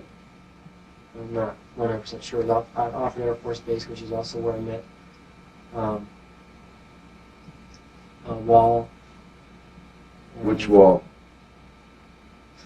Name it. First name. I want it from you. What, Jerry? What was his first name? Jerry? Jerry Wall, the... Jerry Wall, the FBI. He was an FBI agent in Omaha. Traveled a lot. When did you meet Wall? Actually, I trying to go through that. I'm not sure, but I remember seeing him in a lot of the things that we did all through the midway through the 70s up until probably after about 76 to about the time I got away from everything in 86. It's about a 10-year period that maybe, about that. How many times did you see him? I seen him a lot of times. Whenever I went to training and stuff, he was one of the guys that was there. I never really got to, not every time I went to training, but about once every couple of months I'd see him. Training for what? MONARCH. Okay. He was I one just want you to say this. Yeah, okay. So there's no question about what you're Okay. talking about. You understand what He I'm was doing? one of the guys that did the mind control stuff that would kind of be like the protector. He'd kind of talk to you when things are happening and stuff and kind of try to make you think that he was on your side and stuff and you could trust him. You couldn't trust nobody else, but you could trust him. Well, see, when I say Jerry who or Wall who, Yeah. what I'm trying to do is, I don't want anything to be for granted. I want it, you know what I'm saying? Yeah, okay. I want it all to be, I remember him want it all to because- hang out. I remembered him connecting with Larry King and stuff because they had met they talked several times. Larry King provided some boys for him. There was a party, I remember there was a small kid that Jerry brought to the party.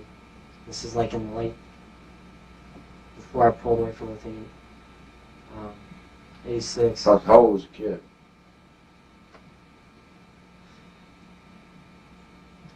Probably about 6. Who was the kid, do you know? I believe it was his son. Because Pastor John showed me a picture of Wall one time and just asked me if I knew who the guy was. And at the time I said he looked familiar, but I didn't have a name for him. And then we started talking about something one time, and he didn't have these pictures again and stuff, but he mentioned something about some guy and stuff. I said, "You show me a picture of him."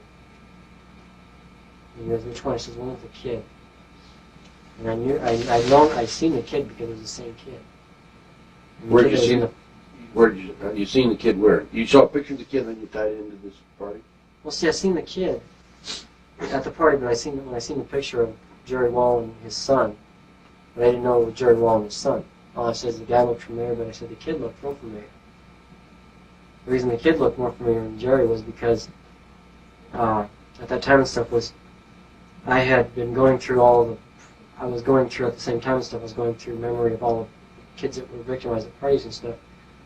And his face was one that was at a party and stuff. And I have a tendency to, when I see the pictures of the victims, I have a tendency to recognize them before I know the perpetrators, because in the past when I was doing the MPD and stuff even, there was blocks on the perpetrators. There was other victims, there was no blocks on them. But who was perpetrating or who was sexually abusing me or whatever they were doing to me, there was blocks that would block them out. I couldn't see what their face looked like. So it's like when I was showing pictures of them, there might have been a resemblance. Like I know I've seen that person before, but I couldn't connect it right away. With the kids, there was no blocks, so it was easy to recognize him, but I didn't exactly know what it was from. Okay, this kid was about 6 years old. What was the year on that again? That was about 86. 86. So the child now would be He'd probably be about 13 years old. well, 11, 12.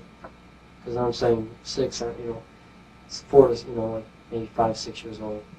And I was, depending on what year this is. 86. This is. I don't count 93 yet, so 4, 5, 6. I just had 6 years. I don't add 93. 8 years later. 86, you say? 4, 5, 6. It's only been about 6.5 years. Okay, so today, how old would that kid be? Be about maybe 12, Okay. 12 years old. Okay, you said that Larry King would send you out to politicians and congressmen, senators. So how did you know they were congressmen, senators? Well, a lot of times when we were like in Washington D.C. and stuff, I figured it out after a while when they came in, and like some of them had bodyguards. They'd come in and look around. And they'd always be like, they'd always have forward guys that would go in before they would. When they were shot, I guess the forward guy would be shot. And that was mainly with the congressmen and stuff. The governors, we went to different states and we met with, I think I was only with 2 governors. What state did you go to and when? There was one out in New York or Massachusetts. I've been trying to figure that one out because we were in, where we were at was like real close to either side. So I don't know where it was at, but I do know that I met with Senator Barney Franks, who was from Boston, or something like that. Is he U.S. Senator? I believe so. Barney Franks. Did he molest you? He had sexual relations with me. Okay. That's later on. Is it Franks? F-R-A-N-K-S? Okay, who are the governors? Can you remember? Did you recognize any of the politicians? I don't recognize too many of them. I didn't ask who they were. The only ones I really knew was Studs, a guy named Gall.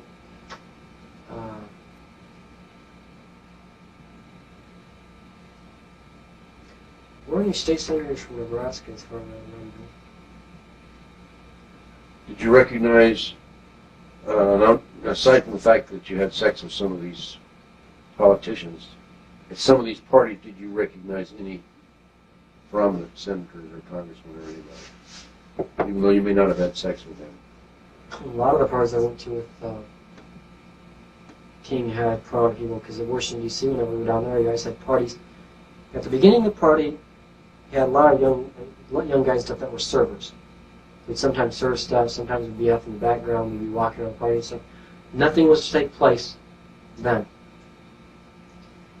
After the party was over, the ones that were involved with him, or the ones that he was trying to get political favors from, that won whatever they wanted, they would stay or they'd come in after the party was over, or the next day.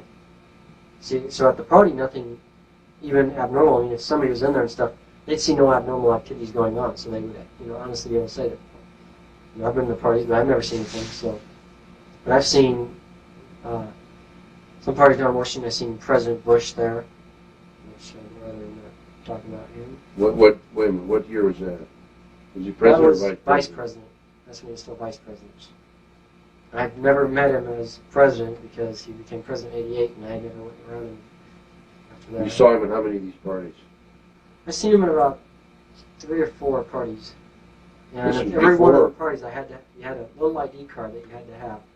And they had a little scanner thing, and when you went in, they ran it across this thing to get in there and stuff. They had special agents everywhere, Secret Servicemen everywhere and stuff. And I fell off the balcony of the place. They had a little window and stuff. I was sitting on there, and I fell off. Didn't get hurt. I got up, but I dropped my card, and I had Secret Servicemen with about 500 guns pointing, about 20 guns pointing at my head when I tried to go back in. Until Larry King came over and straightened it out, and said he belongs in here. You know, and that was kind of a spooky thing when you have all those guns pointing in your face and you're only about 15, 16 years old. But the reason was because the vice president was there, so they had to have all the Secret Service. But I also seen at some of them, I seen people like Maureen Reagan, which is, I believe, President Reagan's daughter. What did Vice President Bush hang around after the party was over, or what? He was after the party a couple of times, and we were hiding in the closet, but I didn't do nothing with him. He was with a black kid, and he was with a white kid. What do you mean with a white kid and a black kid? Well, there was one... Tell me about the time when you were in the closet. Well, me and this other kid, we were... Who's the other kid? I can't even remember right now. He was from the Washington, D.C. area. So he wasn't from around here, but we were just sitting in the closet talking, just kind of trying to mind our own business, because we were staying away from the rest of the party. We were in a back room in the bedroom. Was this after the formal party was over? Well, it was kind of during the formal party, but it was after a lot of people had already started leaving and stuff, and we remember that a couple of Secret Servicemen came in. One went to the window and looked around outside the window and stuff. The other one came in, looked in the closet, and he thought he'd seen us. Was it He had a dark? flashlight. The lights were off. He didn't even bother turning the lights. Come in with a flashlight. Looked in the closet. You know, I guess he didn't really look around it because me and him were sitting on the floor right below him. He kind of looked like this. He didn't even look down. Kind of looked like that and stuff. Turned around, walked out of the room and stuff, and then we seen this other guy come in and stuff, and I didn't recognize him at first. Was the closet door open or closed? It was partially open. Okay. So we could, we could see out there and stuff. And, it's like the two people I knew as Webb. There's two kids that I knew as Webb and stuff. One of them was from Washington area. Here's a white kid, and the other one was a black kid. I seen it at 2 different times. 2 different Webb. One was a white, one was a black kid. Yeah. Okay. One was from Omaha or somewhere out here. Was the white kid or the black kid from Omaha? The black kid. Okay. He's one that was from this area. And I seen at the time Vice President Bush go in, and all he did was the kids performed oral sex on him. That was it. Kids what? Performed oral sex on him. And The kid performed oral. Which of the black kid or the white kid? both of them. Well, first I seen him at 2 different times. First with the white kid. Then with When the you black were in the closet? Yeah, we were in Was the that closet both times. Oh, were you? That was our normal hideout. Me, him, and other kids and stuff. That's where we hid out at. We'd go in the closet and stuff when we wanted to get away from the party. So you were in that closet twice when Vice President Bush came in? And I was in the closet more than twice, isn't it? About I mean, 3 or when 4 dozen Vice times. President Bush came in. 2 separate parties. Once with a white kid, once with a black kid. Is that right? So you saw him twice. Yeah. And the kid had to perform oral sex on him. And what happened after they finished? And he just got up and left, and after the white kid knew that we were in there. The black kid didn't have any idea that anybody was else in the room and stuff. But the white kid, his name was also Joe. It was Webb, and I'm not sure if that was his real name or if he just tried to copy the black kid, because the other kid's name was Wally Webb. Was his name, and the other kid was Joe Webb. But he told us, "Okay, you guys can come out of the closet now." The white kid did. Yeah, he knew we were in there because he was one of the kids that used to hang out with us all the time. Maybe like 3 or 4 of us. We just sit in the closet and stuff. And Well, he used to hang out in the closet and stuff. He figured you were in there, huh? well, he knew we were in there because he seen us go into the bedroom before we went in there. So we told him we were going in there. He said, "We're going to go in and, in the bedroom and stuff and talk," because that's what we did. We went in there and talked and stuff. And, so he says, "Okay." He says, "I might come in and join you in a little while." Because it was the only place you could hide from Larry King at. He never knew where you were at when you were in there. He always figured you were up in some room with somebody, and so he never went and bothered looking for you. So he just disappeared for a while, and he'd go and look in the bedroom, and never look in the closet, which had all kinds of stuff in it, too. What do you have in there? Clothes, anything. I mean, he was kind of a wild guy. I mean, I don't know if anybody knew that he was a drag queen, but he liked to dress up in women's clothing a lot of times. I mean, you got Queen of the Max, and You're talking about all kinds of women's clothing. he had some women's clothing, but yeah, men's clothing, suits and stuff. Could have been his wife's clothing. Not in his size. Okay. She's a small woman. Yeah. So did you see Bush there any other time? I just seen him at a couple other parties, but I never seen him do anything. So you saw him probably at total of 4 parties. Yeah. You saw him involved in the sex act twice. Yeah. What happened to this Webb kid from Washington, D.C.? As far as I know, he's still down in Washington, D.C. What happened to the other kid? Black Wally? kid? Yeah. Or I don't know, no. Joe Webb was the black kid, wasn't he? No, Wally was. Wally Webb, okay. He's from Omaha. Yeah. What happened to him? I don't know. The only thing I know about him and stuff is what I've been kind of picking up here and there from what's been written about it in the book and stuff, even though his name's being misprinted or even though they use a different name for him, they don't use his name Wally in the book. What other politicians did you visit? Let's say you still went to 2 governors. One was either New York or Massachusetts. And what year was that? That was in the early 80s. I'm not sure exactly what year. And where was the other governor?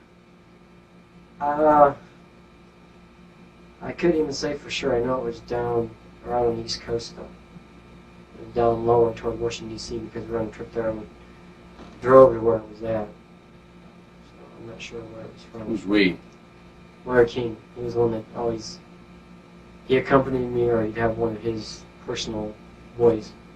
Well, personal men. Because they had Bodies by God, and they had... all that kind of stuff down there. Did you ever see Bush in Omaha? No, I've never seen him on home. I've never been there. But I knew a guy that gave us a trip to the White House one night, and that was a guy named Jerry Spence. He gave you a trip to the White House? Yeah, it took me and a bunch of other boys for a tour through the White House. And when was that? Well, it actually happened about 6 or 7 times. Did somebody have Through sex? the upper rooms where supposedly nobody goes. Did somebody have sex with you there? No, but we went and had sex afterwards. I don't know who they were. I mean, they were... Where did you go for sex afterwards? To a hotel that was near the Lincoln Memorial. Do you know who had sex with you? Spence, do you know where Spence is from? No. All I know is he was Who introduced you to Spence? Larry King. He got me involved with what they called Bodies by God, and then they also had another group which I was involved with, which was Dream Boys. Okay. The group that they ran. And Larry King was part of getting boys and young men involved with it. I'm going to show you some pictures. I'm going to show you.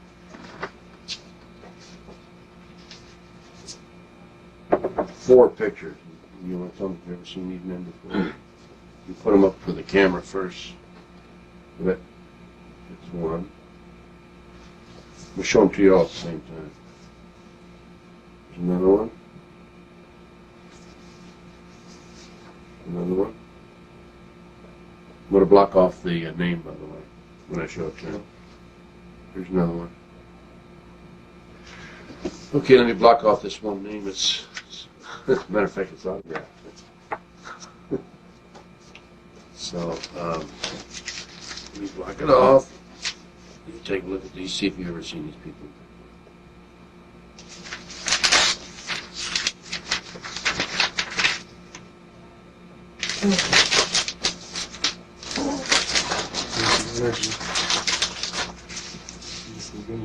I'm going to show it to them like this.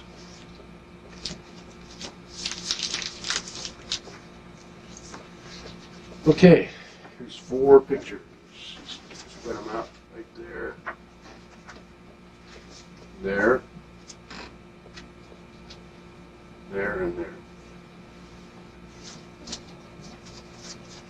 Some of you have never seen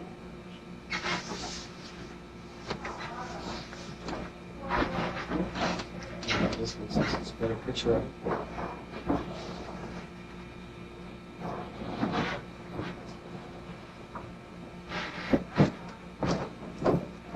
Looks familiar.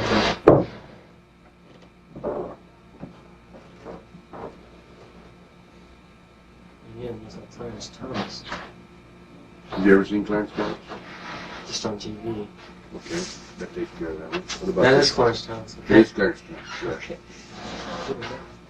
What about that? Looks like somebody who's at some party with Larry King.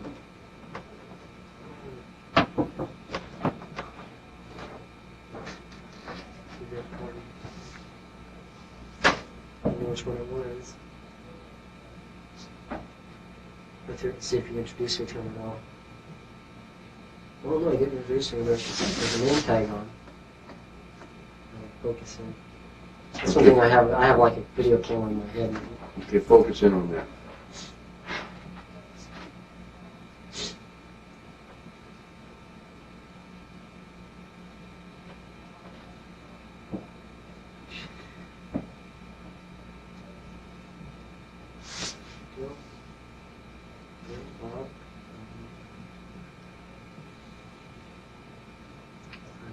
What's that there? It's either Bill or Bob. Remember his last name?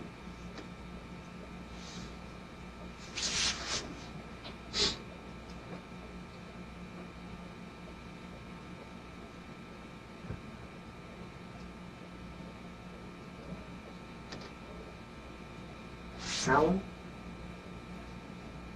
Bill or Bob Allen? Alan? Where'd you see him?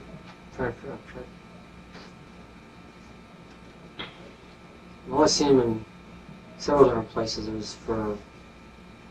was all dealing with political stuff with Larry King. You remember where? I want to say Dallas, at Fort Worth. We're at the convention when you went down there? Yeah. The ranch and What ranch? Washington, D.C. The South Fork. One where I guess they filmed, what they say, Dallas or something, some movie. In Dallas, that's Dallas. Yeah. I say Fort Worth. Dallas TV. The Dallas TV show. Yeah, Okay. I guess. Did you see him there? Yeah. And who was he with? He was with, well, there were several people. I don't know who he was with, but I know that there was a guy named Bill or Bob, Alan or Alex. I'm trying to get the last letter on the name. Alex doesn't sound right for the last name. Alan it is. I say Alan. I gotta say Alan because You say Alex is not a last name. this guy's name is Bill or Bob Allen? Yeah. Okay, I'm gonna, for the purpose of the camera, I'm gonna take the signature. This is an autograph photograph. I'm gonna show the camera what his last name. You didn't see this autograph, this signed autograph. No. I'll show you what you came up with.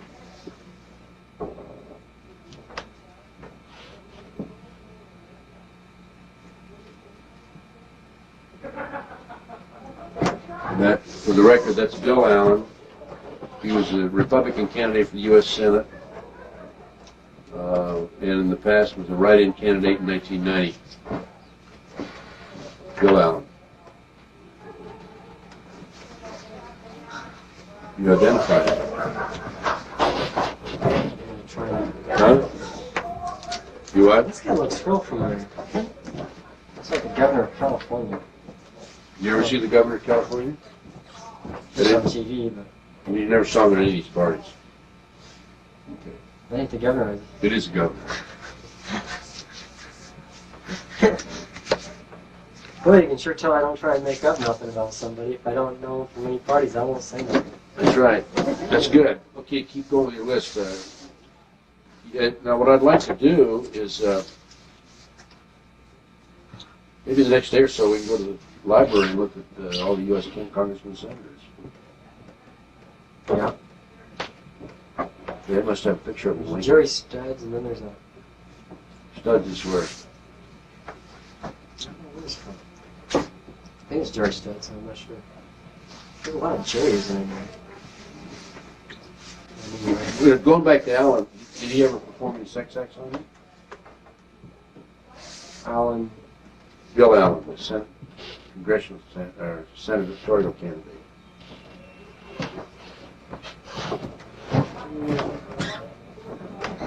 You just saw him at the parties. I see him at parties and stuff, and I know he was around after the parties, so I know he was aware of what was going on with And he and stuff. and he's a friend of Larry Kings. Okay. Okay, keep going with the list. Anything more on Larry King you want to mention? Well, I have to go on him separately.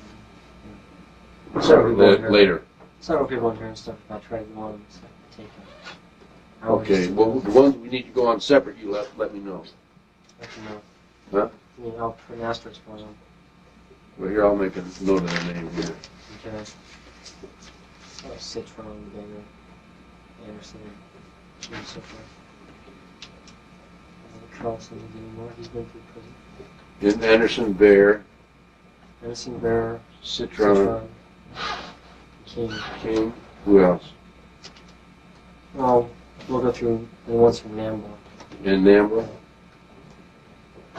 Okay. Okay, keep going, then we'll come back to those. Okay. You have to do a little separate chapter on each one of those. Next one's Hugh Hamill, and he was from, I don't know exactly where he's from, but I know he's from New York, and I met him on Trickland in Times Square. But he was involved with Nambla. And I was in about 82. And I was with him about 2 times. And I don't know what he did because I know he'd been in prison, and I know he went back to prison, and I don't know what else happened. That all happened over a kid named Charles Dyson, which I can explain a lot about that. What's that now? What? A kid named Charles Dyson, who disappeared out from his home in New Jersey in '82, end of November, first part of December. But he ended up going back. He ended up getting back home and stuff. But I was around him while he was abducted. I was out there for a week with him and stuff. And When they abducted him? well, no, not when they abducted him, but it was after he'd already been abducted and stuff, and I didn't know it. But I was at this place where he was at. They arrested a bunch of guys. Supposedly, they knew where he was at, or that they had something to do with it, which they didn't. People that got arrested didn't have anything to do with it. The guy, John David Bomarito, got away. He was the one that actually did it. Police caught him and stuff. He was wanted in another state. They let him go. He was wanted in Texas, I guess, because this is I got a list from David Thorstad on him, and also from himself, from John Bomarito. And he said that he had a deal worked out with the FBI in some town. He was working with them to try and get Nambla, some Nambla people in trouble and stuff, and try and put a bad name on them and stuff. He's working with some dirty FBI agents, which doesn't surprise me anymore. What town? Well, out in on the East Coast, I'm not sure exactly what town. All I know is that the ones he was working with were good enough to get the charges dropped in Texas against him for sexually molesting some boys. He had just gotten out of prison in Buena Vista, Colorado, for the same thing. Okay, spell his name for us. Bomarito? B-A-M-M-R... Is it on here? It is. It should be. B-M-A-M-M-A-R-I-T-O.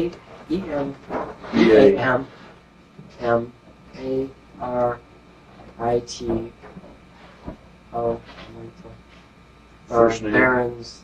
Yeah, he went by several aliases. Barons. And Barons for last name? John David or David John Bomarito. Okay. I think it was Bomarito. And you don't know, remember what town, where the FBI agents were, or what they were going to do? No, all I know is that he got away with basically kidnapping Charles Dyson, and the other guy that was with him got in trouble for it, and I don't know, I think it was Hugh Hamill. Hugh Hamill didn't have anything really to do with it. I got all that written down. Did this kid come back then? Charles Dyson, he went back home when I was in 82 and stuff. And I think he got back home either at the end of 82 or the beginning of 83. He went back home. They got him on a bus ticket. And Was he found by the back police, home. or did he turn himself in, or what? well, he came back home on his own. He came back on a bus and stuff, and the police made it look like... I mean, I know the kid and stuff. He...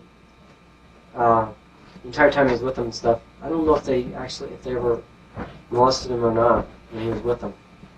I know that he went skiing and stuff because I was with him part of the time, and basically we went out and did, had a lot of fun and stuff. And I don't think I don't know if he ever got molested or not. I think he did. But I don't think Was he actually kidnapped, or did he go voluntarily? He kind of went voluntarily, but he was under the age, so it was considered kidnapping. And how long was he gone? About a month, I think. And Bomberito happened the whole time? Bomberito and some other guy that was with him. I'm trying to remember what the guy's name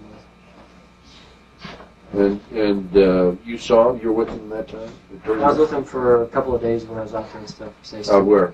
Out in Connecticut. It was at the Wareham. They had a Wareham cottage when they were at Wareham, Massachusetts, I think. There's Wareham, Mass. Yeah. That's what it was in Wareham, Massachusetts, where they were at. That's where they busted, I believe, either Dave, I think it was Hugh Hamill, and they also arrested Harold Baker, who at the time I think was 17. They charged him as being, they had this big thing and stuff, making him look like he was a sexual pervert, doing stuff with minors and stuff. He was only like 17 years old when this was going on. Police were doing it to him. Police were doing what to him? Charging him with kidnapping or something like that. And he didn't have anything to do with it. I mean, they charged these guys with all phony charges. What police? I know that the Massachusetts police and the New Jersey police. And I know that they were false charges because I was out there, and Hamill and this other guy Baker had nothing to do with this kid's abduction. These guys brought this kid there and stuff, and they didn't even know the kid was abducted for a while. And they found out, they told them they had to go on. They couldn't stay. These guys couldn't stay there. And so it's like they made this kid Baker, who was like 17 years old, look like he was a pedophile or something, because he was messing around kids that were about 16 and stuff, which were basically his own age. Where are these guys from? These two guys? Hamilton. They're from the Boston, New York areas. With Nambla, Boston and New York City are not separated. Were these two Nambla guys? Baker was. I know he's been involved full force with it. And Hamill, I don't think he ever really got involved with Nambla completely. I know he wrote a lot of letters to him, so I read a couple of them when he was going to jail stuff. Nambla did a lot of legal work for him. They had their attorneys working with him, working for him, trying to get him out. What was he in jail for? On this charge? On this charge, which was trumped up. It was trumped up by the police and stuff because they were on a witch hunt and after him, even though he hadn't done anything with that. He'd done stuff with other kids and stuff, but he hadn't done anything with the one they were charging him with. So they were making up for it, I guess. Next guy is named Tank. Any gay bar in Omaha, they'd know exactly who he is. Although the Omaha police thought he was a fictitious person, probably made up in our imaginations, and yet he actually exists and fits the description that we described him. And Tank is who? He's a guy that he hangs out in the old market area. He's kind of an old troll. Just hangs out and looks for kids or young guys. And is he white or black? White. Kind of big build. Kind of like a motorcycle fat guy. Lived up in Harney Street at the time, which was where I lived at when I first met him. How old were you and when did it happen? Oh, I met him in... First time I met him was in the mid-'70s, and I first got involved with Carlson and that, and started going down to the old Diamond Bar, which was not what it's at now in Omaha, because it's about a block away, because it was across the street from the bus station, which now is a parking lot where it used to be at. So we tore the building down, moved into what used to be the Mosey's Inn, which my aunt used to work at. She was a bouncer and a bartender. Used to throw guys out there. And Mosey used to be the he was a chief of police in Omaha. And he's a really nice guy because I met him several times. And after he died, they closed up the bar, and Diamond Bar took over, which is a gay bar, and they took over or bought it out. He moved in, but that's where I met him at. And I was with him under about 10 times, and he was at party. I met him on the run, and then I met him party with Baron and stuff. He was partying with them all the time. And the next guy is Fat Freddy, which I'm trying to his real name is Fred Mertzstark. He's, as far as I know, he's from, he's still living downtown area and stuff. He's still picking up young boys. He's always had runaways living with him and stuff, and he always takes advantage of them, making them prostitute themselves to other guys, to himself. At the time, he was probably in his 40s. So he's probably well into his 50s now, for about mid-late 50s. He's a heavy-set guy that always complained that he was going to die of cancer and die of this or die of that, and he never died. Maybe he should have. I met him at the same time I met Tank. So they were kind of running together. They were friends. He lived up in Jackson Street, about 16th and Jackson. He always lived in the downtown area, around the gay bars and stuff. I met him at the same time we should go out in the mid-70s. And I also seen him at the room at the party fair. And the next guy is David Grote. I was with him 5 to 10 times from 79 to 82. So prison, I think that was. I was out in New York, and I was with Nambla. So he was involved with the same. You know what he does? If you know what any of these people do for a living, mention that also. Yeah, I will. He goes to prison. If he's a prison ex-con. Well, I think he probably would be now. I think he went to prison in 82 or 83. I'm not sure. All I know is he disappeared for a while. Nambla was complaining about one more members, but not the truth. For child molestation and what? Yeah. Do these Nambla guys pick on girls too? Some do, but most of them involved in Nambla are involved with the boys and stuff. At least the ones I know of. It's kind of interesting, their bulletin there for sexual freedom for all ages and stuff, but yet in their bulletin is filled with little boys in it. Yeah. You know, at least that's what it used to be. I don't know if it is anymore. Yeah. Because I haven't seen one for. I haven't. As Paul, I've never seen one, but going on the memories of that person, I was probably about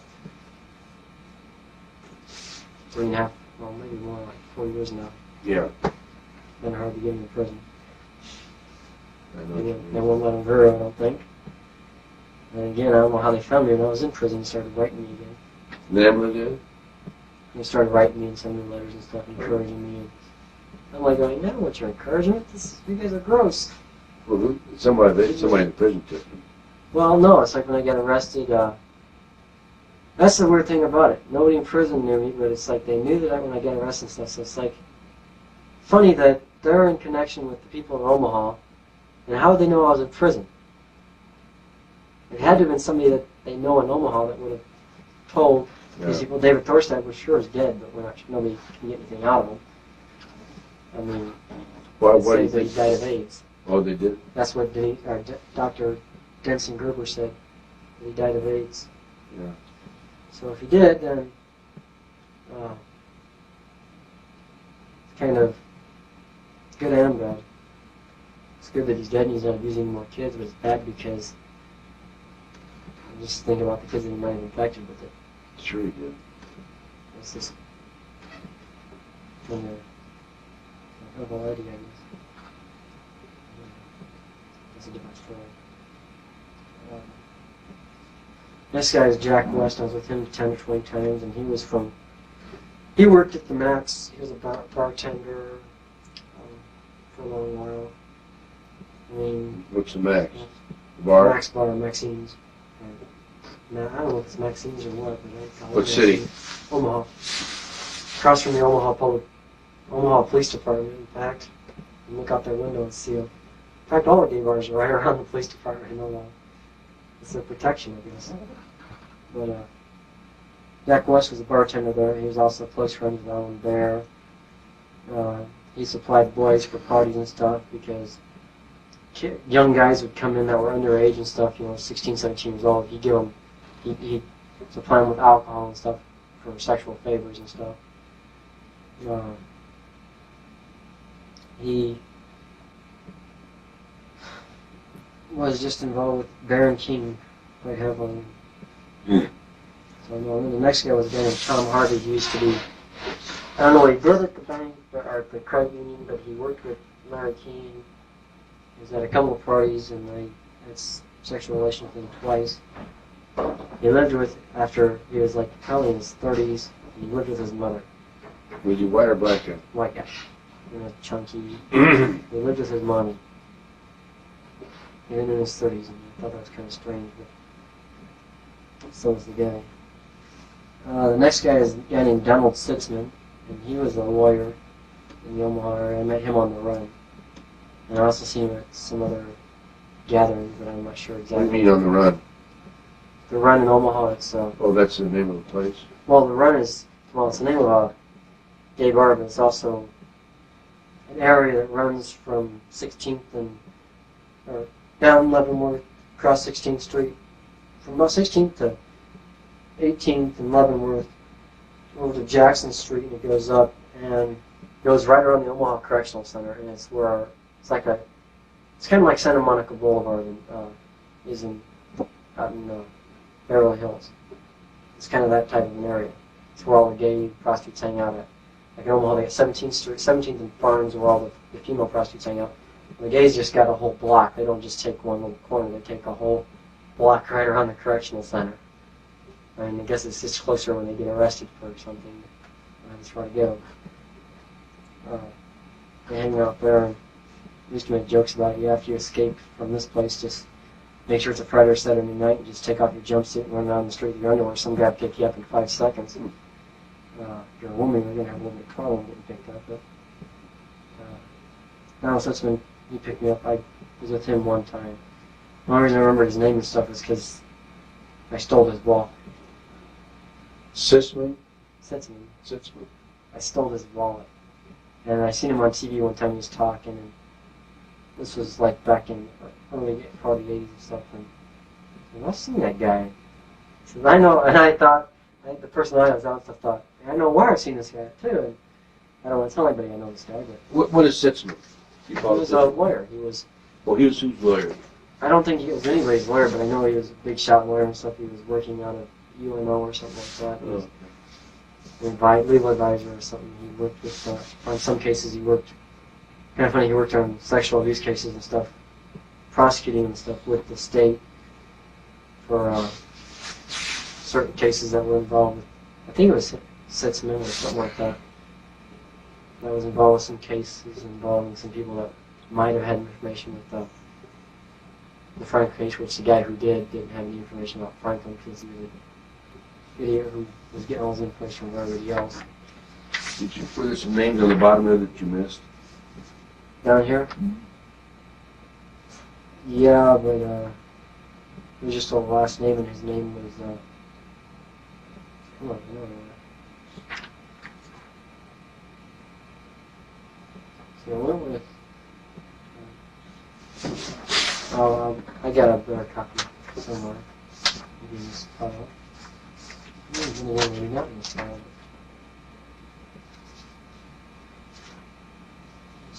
Yeah, that's a photocopy, so you need the original. Yeah, well, I had another photocopy of this same page that got a little bit more of the page on it. Okay, so it's in the, it wouldn't be in the victim info. It wouldn't be in the cult info. Let me turn off the camera. No, I got it.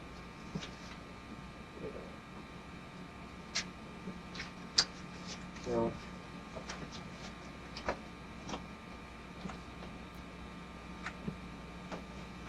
Kids' phone is nothing news. It's like the blank phone. Ah! You got it? Yeah, it was sitting right on the top. No wonder I took the phone. Just underneath a couple other pictures. No, that's not a good one. Murray.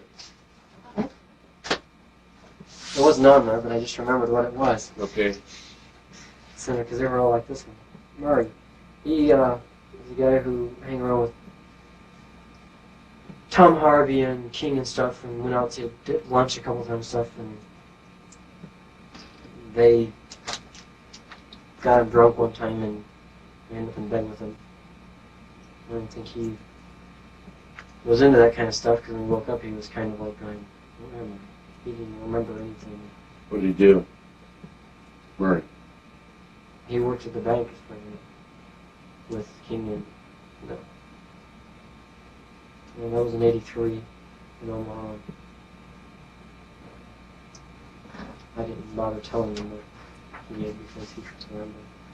I figured, why should I tell him? He was just drunk. I don't think he, You don't think he was one of them? no, because he was upset at himself.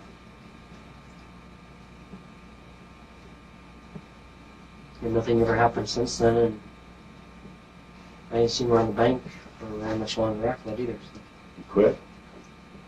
I don't know. He just never came around. Well, did you hang around the bank? You told him the savings and loan there? The credit union? Yeah. Well, I didn't really hang around there, but I was there several times. I met several people and stuff. I went in there one time with a fake mustache on. Nobody recognized me, and I had sunglasses and a fake mustache. I was about 5 feet tall. I thought for sure they'd recognize me because I'd been there enough. Next two guys I have to put together because they were always together at the same time. And I believe they were probably brothers. Well, actually, they were brothers. They were twins. So I hope they were brothers. Tim and Mark Daniels. They were from Sioux City, Iowa, and they were involved with Larry King. They were in their early 20s, and they were victims themselves. They were part of a group up there that was running with a bunch of teenage prostitutes at the time and stuff. And it's like a couple years ago, I guess, a bunch of teenagers in Sioux City, Iowa got busted for prostitution. The cops came out and said that the kids were running it themselves, which they weren't. But, of course, that's the cover-up for Larry King, because he was the one running them. You talking about female prostitutes or male prostitutes? Male prostitutes and female prostitutes. But they said that the kids themselves were running the show, because one of the kids had files in his house or something. I don't know what the reason was, but I know the kid that had the file. You know, I knew one of the kids kept files and everything. So that's probably why they said that the kids ran it themselves, even though Larry King was the one that ran it. Him and one of his black buddies that was up there. And in fact, one of the other girls who right now is indisposed until probably June for anybody trying to talk to her because she's on parole and she doesn't want to. Yeah, I don't blame her. She doesn't trust him, does she? Yeah. Okay. And I told her she was going to talk to Roy before she got out on parole. And I said, well, I told my brother, I said, when you talk to her, because my brother's going with her parole, and I said, when you talk to her, tell her don't talk to Roy until she gets out of there. I said, because that'll be a sure way to get her parole tonight. They'll make her jam it just like they did me. So I said, I says, not to put Roy down. She one of these girls? She was one of the girls that went up there all the time and stuff, and was involved with going to the parties and in Sioux City, and Was the party between Omaha and Sioux City? they had a lot of parties between Omaha and Sioux City. It's like we flew out of Sioux City to Washington, D.C. quite often with Larry King, and yeah, there was a lot of parties. Did you have any parties down here in Lincoln? A couple they were usually at the Hilton, which is Telephone? Just turn the TV. Wow. Sounded like Jackie. It's on.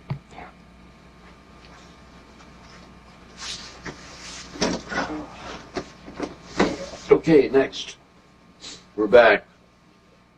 we were talking about anything in Lincoln went on. I just started talking about the Lincoln Hilton with Alan Bear and stuff. So. Oh yeah, right. I asked you if anything in Lincoln. So some things did happen in Lincoln, but not on a regular basis, and it wasn't very often. Where did it take place? Usually at the Lincoln Hilton. And who would be involved?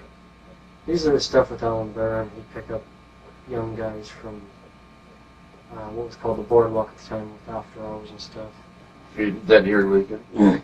It was here in Lincoln. I don't know if it's still. It still was a gay bar and stuff, and there were like kids that would go in there like 14 and stuff, and they'd never even card them because they. Never even what? Card them. Oh. I mean, because they had a thing where if you drank, you had to have a stamp on your hand. If you didn't drink, then They wouldn't even bother to card them? Well, if you had a stamp on your hand, it meant that you were old enough to drink. If you didn't have the stamp, then they wouldn't give you a drink. Yeah. They'd give you a drink, whether or not.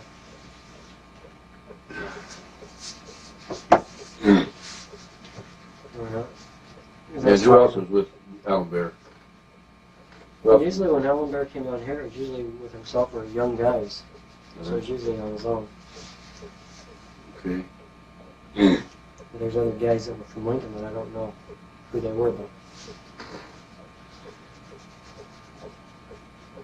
the next guy is also from Sioux City, Iowa, and I was with him 3 times. I was with both Tim and Mark Daniels, who we were talking about, twice. And that was in 1982. And Jeremy. How many, what's his occupation, age, and all that? Jeremy? Yeah, the next guy from Sioux City. He was in probably his late 20s. He was a teacher in Sioux City, Iowa. And he was involved with Fire King in 1984 and was with him 3 times.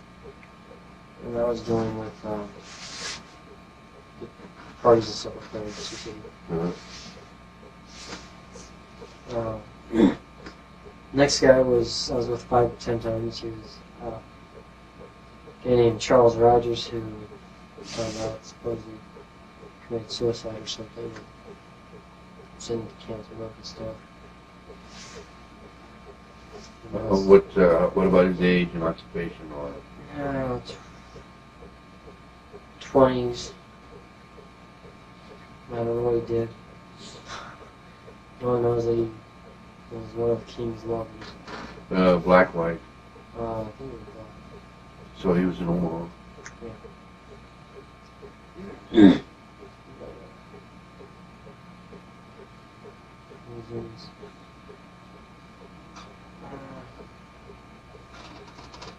20s. So that's maybe 285.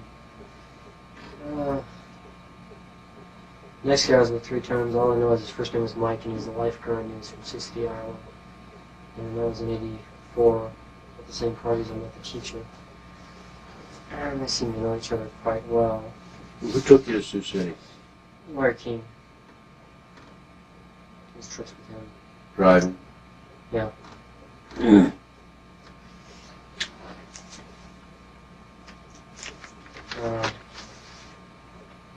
Next guy is Keith Jacobson. He was from somewhere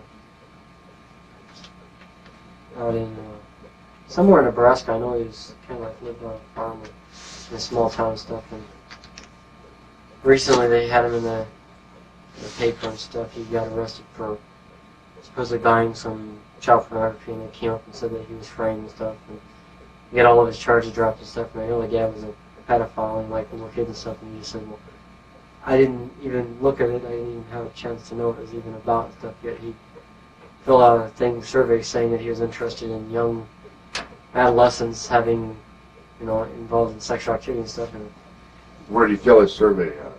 it was a post office sting. It was a sting operation by the government. Oh, I see. Then he got the material and they arrested him and they dropped the charges? Yeah, dropping the charges because they said it was a setup. He was set up, and the government was creating crime by having this thing where you could buy the stuff from them, and then they get you in the gun. Why would they bother doing it and then drop the charges? Well, no, they didn't bother doing all of it. They tried to charge him and stuff, but he had some big shot lawyers and stuff, partially involved with Nambla, partially involved with the gay movement all across the country and stuff, because he admitted he was gay. And where'd that take place? right here in Nebraska. Lincoln or Omaha? More toward the Lincoln area, I think, than Omaha. It was some smaller town. I'm not sure exactly where it was at, though. It was in us. Jacobson, he was... How old was he? Probably in his 30s at the time. Close to not bad %. Did you tell me his occupation? I'm not sure what his occupation was. I know he lived on a farm or something. So maybe he's a farmer. I don't know. That's from 84 to 86. The next guy was a guy named Harold Johnson. He was pretty involved with it. That camera on you, did you check it? Yeah. Okay. And Harold Johnson. he was involved with a lot of different people. I was with him for about 3 or 4 times. And he was involved with Bear, which Keith Jacobson knew Bear too, and they ran around together and stuff. Bear supplied him with some boys, and vice versa. He supplied him with some boys from a smaller town from where he was at. Occupation, age, Probably 40s, 50s. Married for about 60s now. Next guy, all I know is that his name was Pearson, and he was at the Dallas convention with Larry King. Pierce, Yeah. I don't remember anything else about him. All I know is that we did something one time. And also, there was a guy named Johnson there that they were both involved with the GOP garbage. That's what it is for Republican Party, GOP. I don't know what GOP stands for. yeah, I don't know, Republican. They were both involved with the, They were both at the Dallas convention at the yeah, how many times did ranch. they molest you? Once. Once each? Yeah. They were in the same room at the same time. There's a couple of kids there. There's stuff. Next one is Barney Franks. I mentioned earlier. I remember the name, yeah. Senator or congressman, I'm not sure exactly what he was. I know he's a politician from Boston. Prestigious. He was involved with King and with Nambla. I met him in Washington, D.C. several times. I met him in Boston several times at different locations. So it was kind of in several different places. Total. About 15 times. 10, 15. How old is he? It's probably in his 50s then. So he's probably in the 60s, I don't know. And do you remember if he was a congressman or a senator? I think he was a congressman. I'm not sure if he was a congressman or if he was a senator. I've been trying to figure out. Yeah. But he was mainly involved with Larry King. And that's who I met him through, even though they had disagreements on politics. And the reason was that Barney Franks was a Democrat and Larry King was a Republican. I was going to say homosexual, but they both were. And that's the only common thing they had about him, I think. Was he black or white? White. Older guy, kind of got you about by your bill or something. Or something. He was that well built? Don't laugh. He's a little bit bigger, huskier size than, not a guy my size, which I don't know too many congressmen or senators that are my size. I don't know too many people who are. Next guy is a guy named Bob Gage. And he was from Los Angeles, and that was with not Larry King, but Alan Bear. How many times? With him, one time, but he was one of the main contacts for the drugs. In Los Angeles? Yeah. Did this sexual act take place in Los Angeles? Mm-hmm. What was the occasion for you being in L.A. at that time? Huh? Why were you in L.A. at the time? I was there with Case, and we were there to mainly, in '85, I was just picking up packages and bringing them back to Omaha, and I found out what the packages were, and I kind of didn't want to pick them up anymore. You were with Case? Again, well, I call him Chase. I said Case, but I missed the letter. C-H-A-S-E? Yeah. And who is he? He was a guy that I used to go around on scavenger hunts for Larry King, or not Larry King, but Alan Bear. I keep getting those two mixed up because they're almost tied in with everything, together with everything, so I get them tied up all the time. And Chase was from Omaha, but he was always one that was sent with me to go and pick up things, go and get other kids from other cities. So how was this guy involved in the drug operation out there, Gage? Gage, You know his I'm not full sure if name? he was a customs agent or what, but I know that he was close friend. I know that every time I went there and stuff, he was always involved in the airport. So sometimes he had a uniform on, which was a security, like a customs handlers and stuff. It was at the international airport in L.A. I live about 5 miles from there. So. Well, yes. tell me about it. How would you pick the drugs and all that? And how was he involved in the drugs? How was he? I don't know how he was involved, but I know that he knew that they were the drugs because a lot of times when he'd bring the stuff to the hotel and stuff, he'd be talking to Chase and they'd open it up and Chase would check and make sure that everything was there. Sometimes they'd take stuff out and they'd weigh it. And would he bring the stuff to the hotel room? How did you know they were drugs? I know what cocaine looks like. Okay. Did you taste it or anything? No. I was in the bathroom usually, kind of usually peeking around. And did somebody say that that's what it was? well, when they're talking about it, you can kind of get the picture of what it is when they're talking about cocaine, because they're talking about, you know, it's the best nose candy you can get. Best what? Candy. No, best nose candy you can buy. That's cocaine. Well, I don't know. I never snorted cocaine. I never did cocaine. I never wanted to. Well, did this guy come to the hotel in his uniform? He came to the hotel. No, I never came to the hotel in his uniform. We picked up stuff from the airport. We go to the airport. We get off our airplane. We would be going in this thing, and they had this. It's kind of. You probably know what it's like going through customs. Yeah. And they have a room or something. Yeah. Well, he'd come out of the room with a bag. You get off a domestic flight. Yeah, we get off a domestic flight. Where would you meet him there? We would have to go through. We go through the airport. We go to where they have the customs offices at and stuff. We have to go all over the place to get there inside the airport because they got it off in one place. But we'd go there.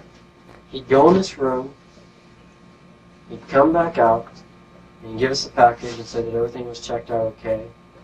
Now he had a uniform on there. Yeah, a uniform on stuff. Okay. So he'd just, he'd give us the bag and we'd usually just walk away, or sometimes we did this several times, stuff where we actually flew in, got on a flight that came in from another country, which wasn't hard because they fly us to California and then we take a plane to somewhere else, Wait a minute, you get on a flight that would take you out of the country? Yeah. Did you have a passport or a visa or anything? Well, you can get fake passports. I know, but did you have them? Yeah, we had fake passports all the time. Well, did Gage put you on When we these? went there, when we got there and stuff, we always had the fake passports with us because Alan Bear had them already set up and stuff. I had 4 or 5 passports under 4 or 5 different names. Who gave you those passports? Alan Bear did. He's the one that got them all for us when we went to California with him several times. He had some of his friends that worked in that department make up all these passports and stuff so we could just... What department? I don't know what department it is. There's an office You building. applied for your passports at the post office. Yeah. Is that where you got them? Well, in California, yeah. Huh? In California, yeah. We had to go in there, we had to go through this stuff, but it wasn't that hard because we just went in, they took our picture, and the guy who made out the passports gave it Alan Bear and says, well, they've got 5 new identities. Wait a minute, where would you go? In California or here? In California. And there was an office out there where you'd walk in? Was there an office official at Alan government? Bear? I don't know. I don't know what it was. All I know is we went in, the guy took our pictures. I don't remember what the building was, what they were doing in there. I don't think it was a post office because it didn't look like one. What an official government building. No, but the guy had all the right equipment to make out real fake passports. Well, was there any money exchanged? I believe so, but I never seen it. I mean, I'm sure there was. So he'd have 5 passports for each one of you then? Yeah, well, he had a bunch of passports, and there was like 5 of us kids, and he took us, and we go there and stuff, and it's like I remember some of the passports, names and stuff, and it's like probably wouldn't do no good because they probably wouldn't be on record anywhere. I mean, if this guy made them up, they You remember some of the names? Michael Kelly. Were you? Yeah. John Ryan. Theodore Bayer. Just give me one of Alan Bear's last names.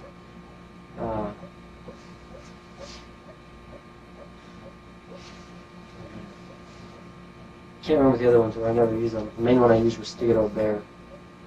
Okay, so you'd go to L.A. You'd go over to customs with your fake passport. You get on a plane to Hawaii, and then from Hawaii you go to the Philippines. Okay. And What's the purpose of this trip? To pick up drugs. Although we didn't know, we get to wherever we were going. They'd give us packages. We'd bring them back, and when we got here, it always seemed to our packages never seemed to go with the rest of the people that were coming in for the international. It's like our packages never went the right way. Our packages always went in another direction. Because the And who was there? customs agent was always there.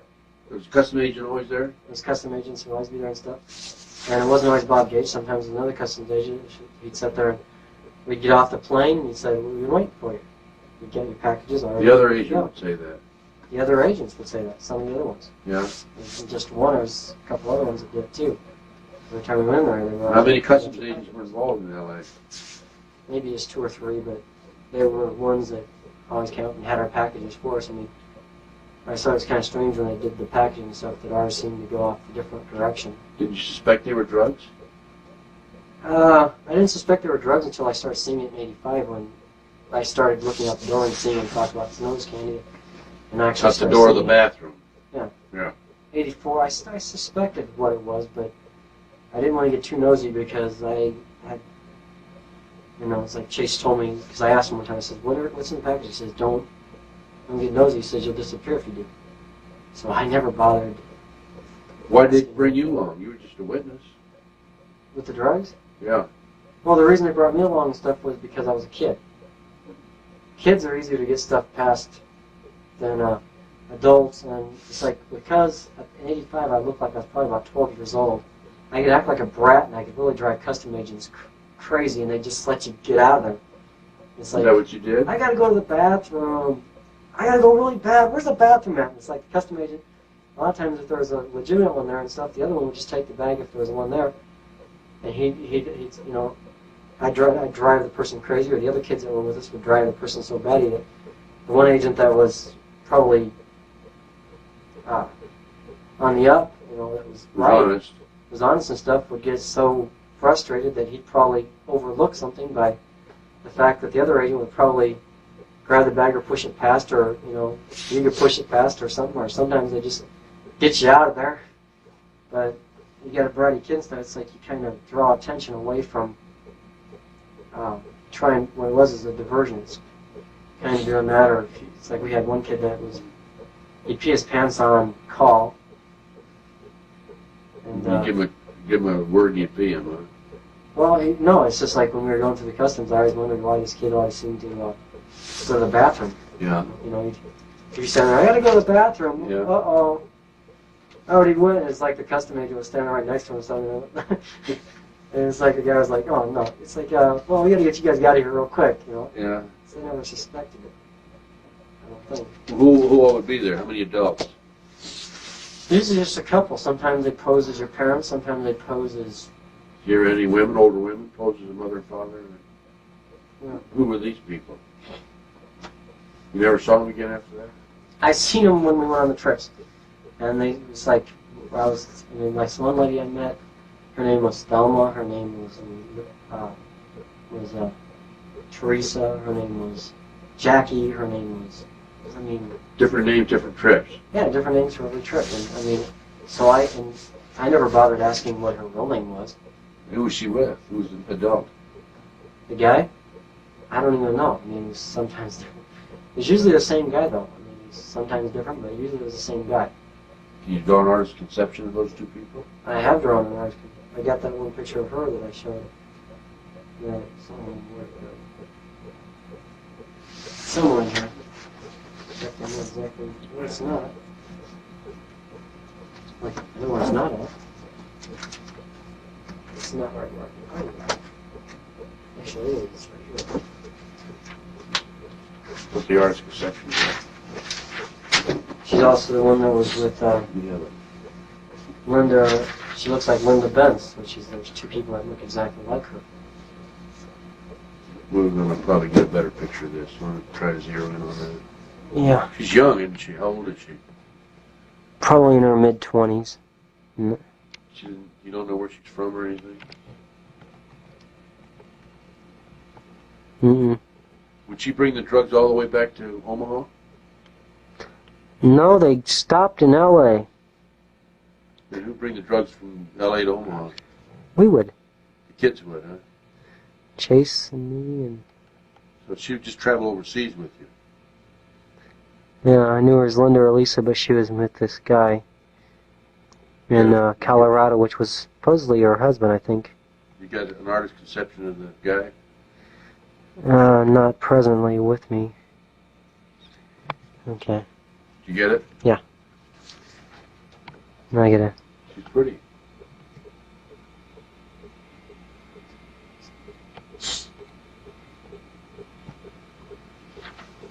You ready? Yeah, I'm trying to get it focused back on the chair. Just set that aside. I want to make sure I have a photocopy of that. The things that we want to photocopy is set aside over here. A lot of stuff. Okay. How many countries did you go to? The Philippines, I went to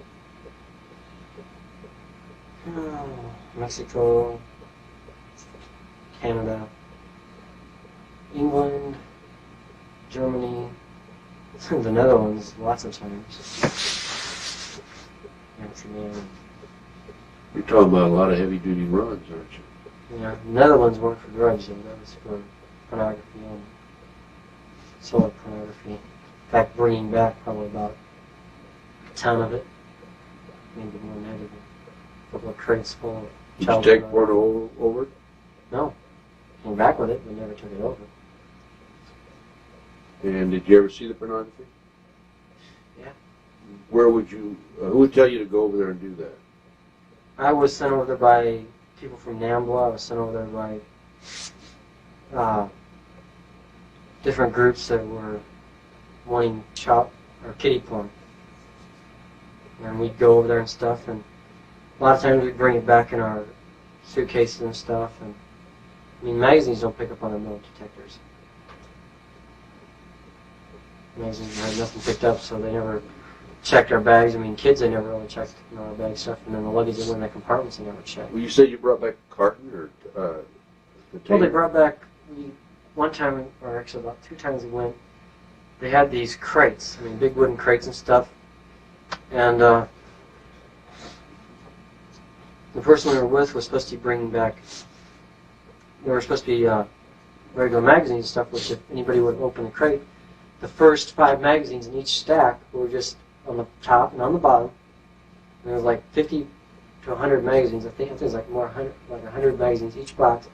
But the first 5 on each side, in each box that was inside this crate, were actually just regular magazines from one different thing. So it's like if anybody would have checked the crates, they would have seen normal magazines. Underneath them, they had 30 or 40 different names on the magazines with nothing but kiddie porn in it. And I remember having to go through that stuff with Nambla and putting them in envelopes. And then we didn't mail them from the Nambla office because their mail was really checked a lot. We took the mail, in fact, I brought most of it back here, mailed it right out of Nebraska. They'd give me the postage for it, they had the postage thing on it, and it'd be mailed right out of Nebraska from different locations and stuff, so they wouldn't, post office wouldn't get suspicious or anything out of it. And it's like you're mailing out several, probably close to 50, 60,000 copies of magazines to different guys. How many trips did you make to the Netherlands for porno? I don't know, Yes. 10, 12. And each time you brought back how much? Each time I brought back, the least I ever brought back was 3 suitcases. Were they magazines or were they pictures or what?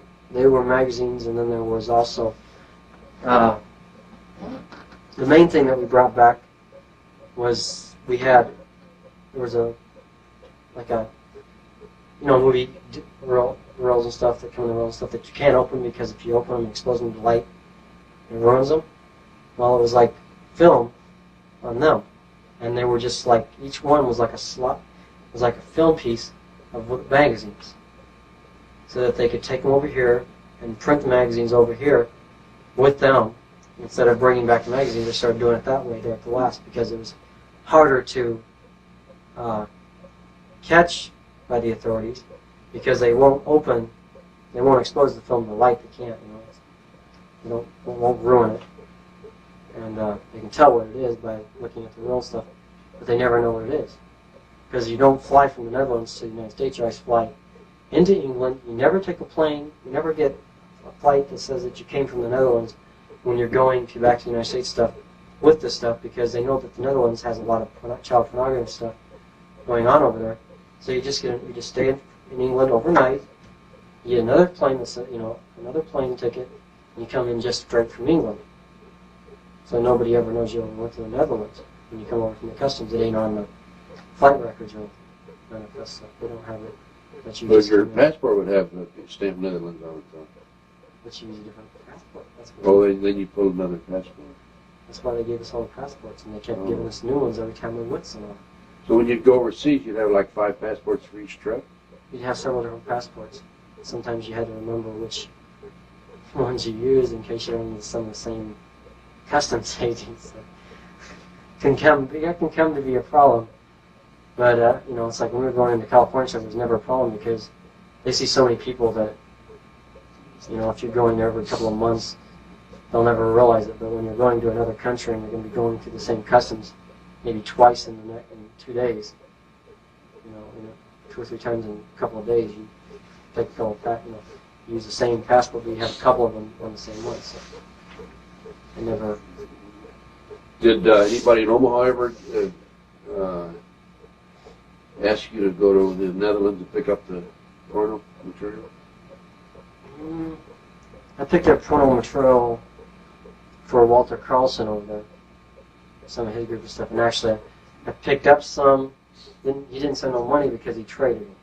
He sent them some, they sent him some. But he sent them some porno pictures. Yeah.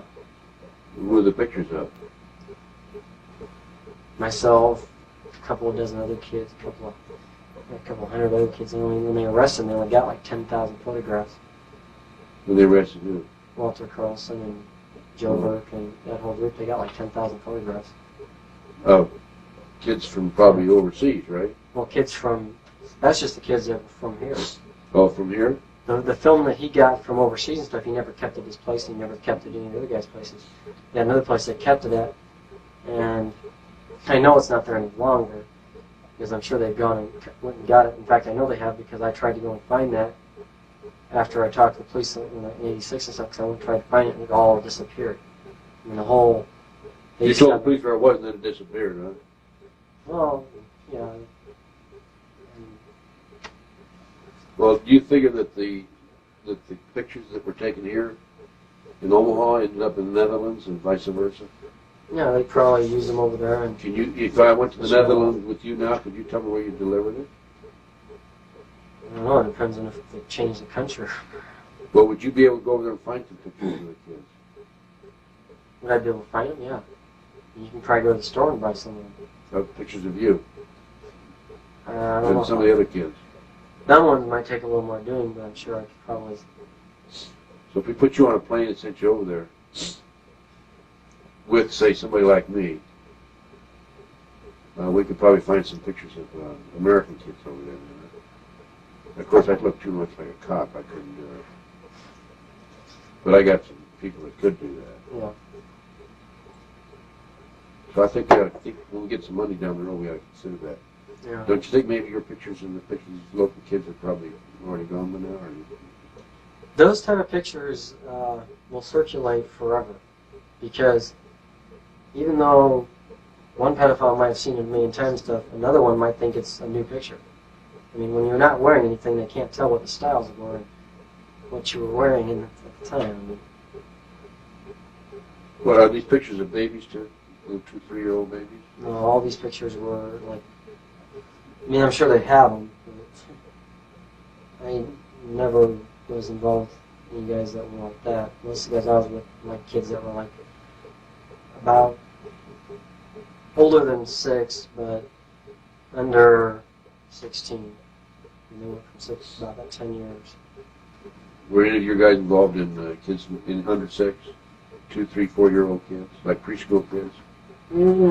some sickos from California and some up in Minnesota. Those were usually ones that were involved in generational Satanism and stuff that I remember being involved with that stuff. Okay, and we're in California. Bakersfield.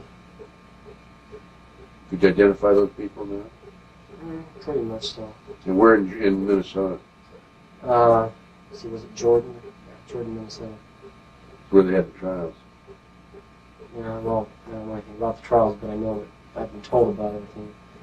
That everything I've said is checked out, and people have told me just a very little bit about things I've said about being right, and I'm like going, well, Think you said about what?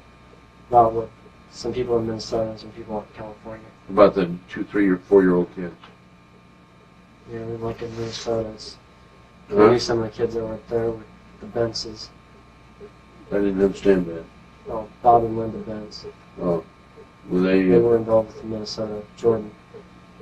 They abused their kids and stuff, and they got their charges dropped and stuff. And, You know the names of other individuals in Jordan, Minnesota?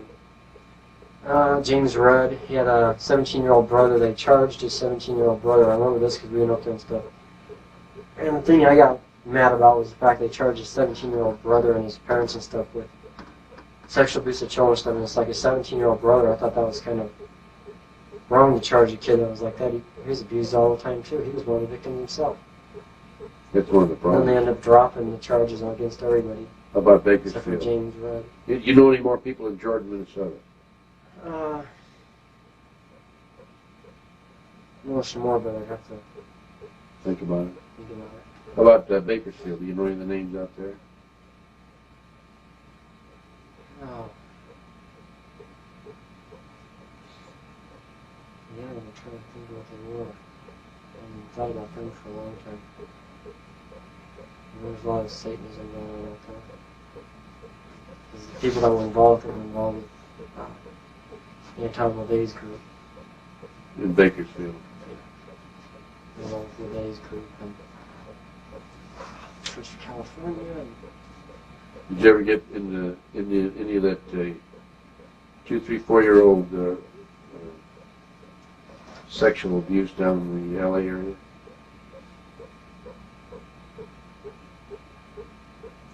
Please make me funny noise.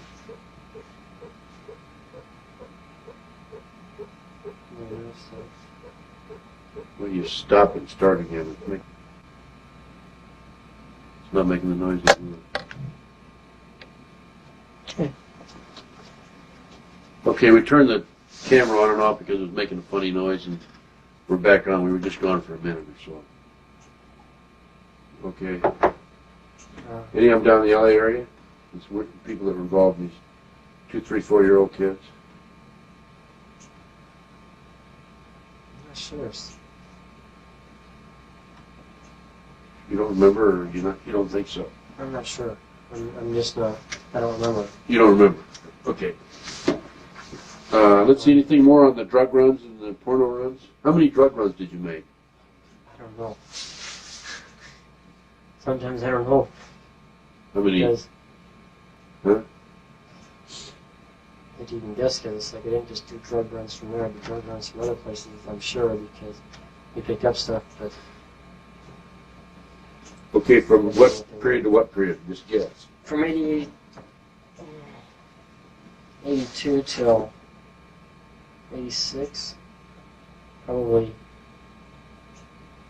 100, maybe more. All over the world, huh? Usually it's from Philippines or from Mexico or from California. Did Mexico is you, usually what you're from. where'd you go in Mexico? I don't remember, but it's the easiest place to get stuff fast. Where did you go in the Philippines? What town? Usually it was just to, I don't even know, all I know is the airport we flew into. I was in town that their main airport's in, which is You don't remember what town? Mexico. Mexico, I'm sure. We went to Mexico City, I remember that. Plus we went to several other places. And in one place we went through the border when we was with Emilio was always in Nogales because he was friends with the customs agents that were there. So we had family that lived all over there. So he had family on both sides of the border, as far as I know, and we got in Nogales. And so, That'd be out of Texas, wouldn't it? Nogales? Huh? No, that's out of Arizona. Was that Arizona? Tucson?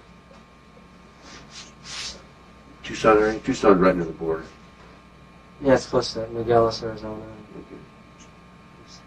Okay, anything more about the drug runs and the porno runs? Not much need to know. Okay. Back to stuff specifically on certain things. We don't forget about everything else. No. No, what do you mean? The rest of the list. No, that's what I'm saying. Let's go back to the list. Yeah, okay. The next guy is John Phillips, who I lived 2 times, 1977. He was from, I believe, Des Moines, but then I met him on the run in Omaha, so he may be lying about being from Des Moines, I don't know. Yeah. Not too many people told me exactly where he's from. The thing about him is there was a guy that just got killed in a car crash not too long ago named John Phillips. He had been about the right age, but I've never seen a picture of this guy, John Phillips, who was killed in a car crash. He was from Bellevue, or Sarpy County, I believe, is where he's from. Where were you killed in a car crash? Up in Omaha area. How do you know about it? It was on the news. When I heard it on the news and stuff, the only reason I remembered it was because of the guy's name. And I remember when I heard it, I was like going, the name sounded familiar, and I remembered immediately where it was from, but I was wondering if it was the same person or not, so it might just be a coincidence. Where did that activity take place, in Omaha? Yeah, on the run. I got picked up. That was mainly on the run, but he was the guy that introduced me to Alan Bear in 1977. Or not, 77, yeah. 77, I was at some party stuff before I ever met Bear, did anything with him. It was like 70, I think it was 78 when I went to the party up there. This was at above the jail, right next to the sense, because there's a penthouse above it. There used to be, I don't know if there still is now, but I can remember that penthouse perfectly. And I remember it had glass doors all around, it had a zebra skin rug, it had a white piano, it had an ivory tusk on the piano, it had a fake fire, not a fake, it had a fireplace in it. The bathroom was the only thing that really stood out to me because it was odd. It had little cowboy scenes on the wall. I mean, the whole apartment was fixed up really nice. With $1 million furniture, it looked like. And you go in the bathroom, there's little cowboys on the wall. It kind of Didn't mix? didn't match for me. I mean, I looked at it, it was kind of like, who did the decorating in this place? Well, why were the little cowboys? What were they doing? I don't know. All I remember is I can remember the bathroom. Because I kept going back to it, and I kept thinking that was a messed up memory. I thought it was, this can't possibly be a correct memory. And then I remember going out the one room into the bathroom, and it's like I could never get it fixed, but it's like I just see little cowboy scenes on the wall. So I just said that was, and somebody else that I know confirmed that that's what it had in the bathroom. They had been there too, and had seen the cowboy scenes on the wall, and wallpaper in the bathroom. So it stood out just like Colonel Aquino's bathtub stands out because he has the tiger claws on it. Let's talk about that later. Yeah, we will. We'll get around that. We haven't gotten into Huh? that guy. We haven't gotten into that stuff yet. No, we got a long ways to go. Next guy on the list is Mark Kilman. I was with him 3 times. He was from Lincoln. Of the what time? 1978. Huh? What'd you say? Mark Kilman from where? Mark Kilman from Lincoln. Oh, you like to see something with the Century Times. I I was with misunderstood. him 3 times. Oh, with him 3 times, okay. May have come out as Century Times. So Okay. say 3 Okay. times. Okay. Get tired, I start slurring. And I met him on the run in Omaha. And I know he was from Lincoln because he came down here several times and went to his house. And he was in his early 20s. Lived with his mommy and daddy.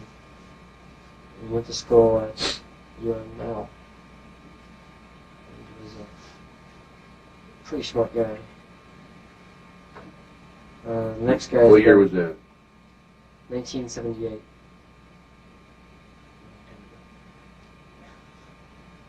He was 11 years old. Next guy is a guy named Bob Bentor. He was also from Lincoln and good friends with Mark Tillman, and he also went to UNL. Year? 78. How many Three times? times. Three? 3 times. Whenever Mark or Bob pick me up, they're usually together or something. So Where did the activity take place? in Omaha, Oh, they picked me up off the run, and we came down to Lincoln. So some of it took place here in Lincoln too. So we're in their homes or hotel or what? usually it was at Bob's house because he had an apartment. Mark lived with his mom and dad. Actually, his mom because his dad was dead. Yeah. And I know he knew Arlen Bear because we talked about it, so he told me to stay away from the guy.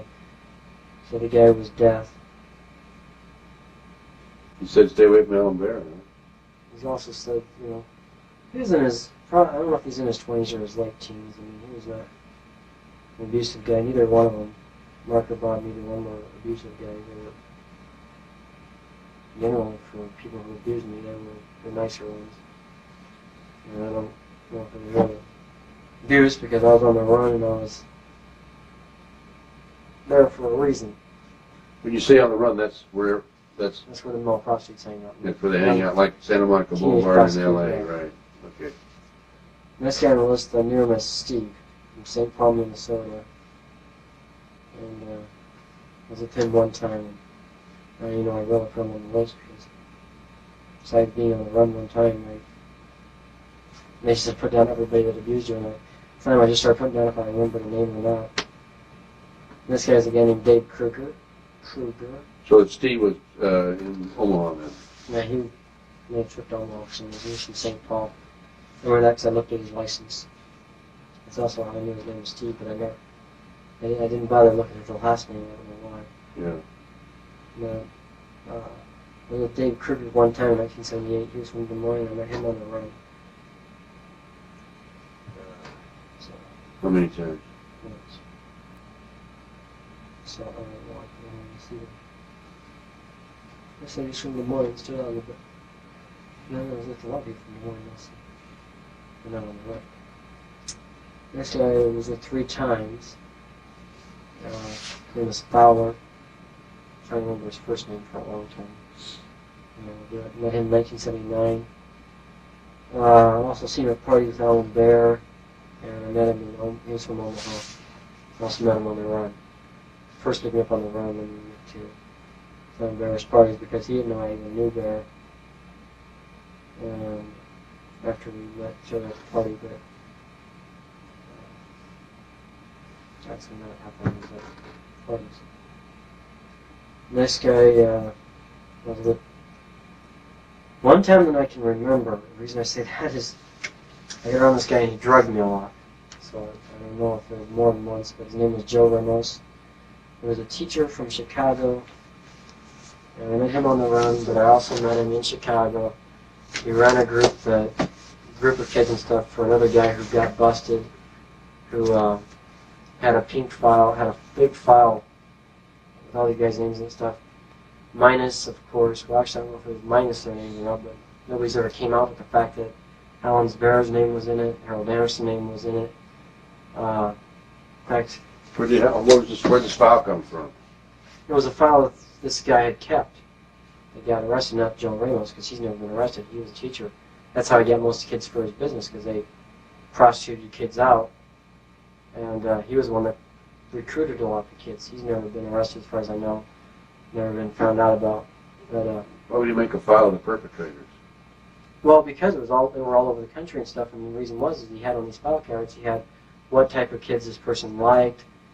And these people would like call him and they would like order kids from their own areas, and these guys would like have kids from, like I was their kid from Omaha, and I helped supply them with other kids that were my age and stuff to do things for men here in Omaha, and also in Chicago and New York. So this guy was Chicago? Yeah, And he had pictures of the perpetrators? No, he had file cards. He didn't. Joe Ramos didn't have them. The other guy had them. The other guy got arrested. They found this file card thing, but of course, the FBI, I believe, is the one that arrested them. So it's like any of the files that they didn't want to become public would have probably disappeared. Well, who was in the file card? I know Alan Bear was because I was in this apartment. And I had to make calls to some of these guys, and so when I did, I had to set up appointments for some people, And then I had to call the kids. The kids' files were kept in a different place. I mean, the file, they had over 100,000, I'd say probably close to 100,000 file cards Perpetrators. from all over the country. And That's also where the mailing list came from, to mail out things for, when was this arrest made? I don't know what it made. When did the FBI obtain these cards? I'm not sure. It was in the 80s. I'm sure the FBI is the one that got them because they're the ones that were investigating it. They're the ones from And the where was the Chicago arrest made? area. In Chicago? And who was arrested? I don't remember what his name was. I've been trying to remember this guy's name, and I can't. All I know is he had been in prison for molesting kids before that. And I arrested him for doing the same thing to some kids and stuff. And whose name was on there besides Alan Bear? Oh, I don't. Harold Anderson's name was. You know it was up. You know that Anderson's name was on there. Yeah. You what? You see it? Yeah. Okay. What other names did you see? It's Anderson and. You want to turn that off?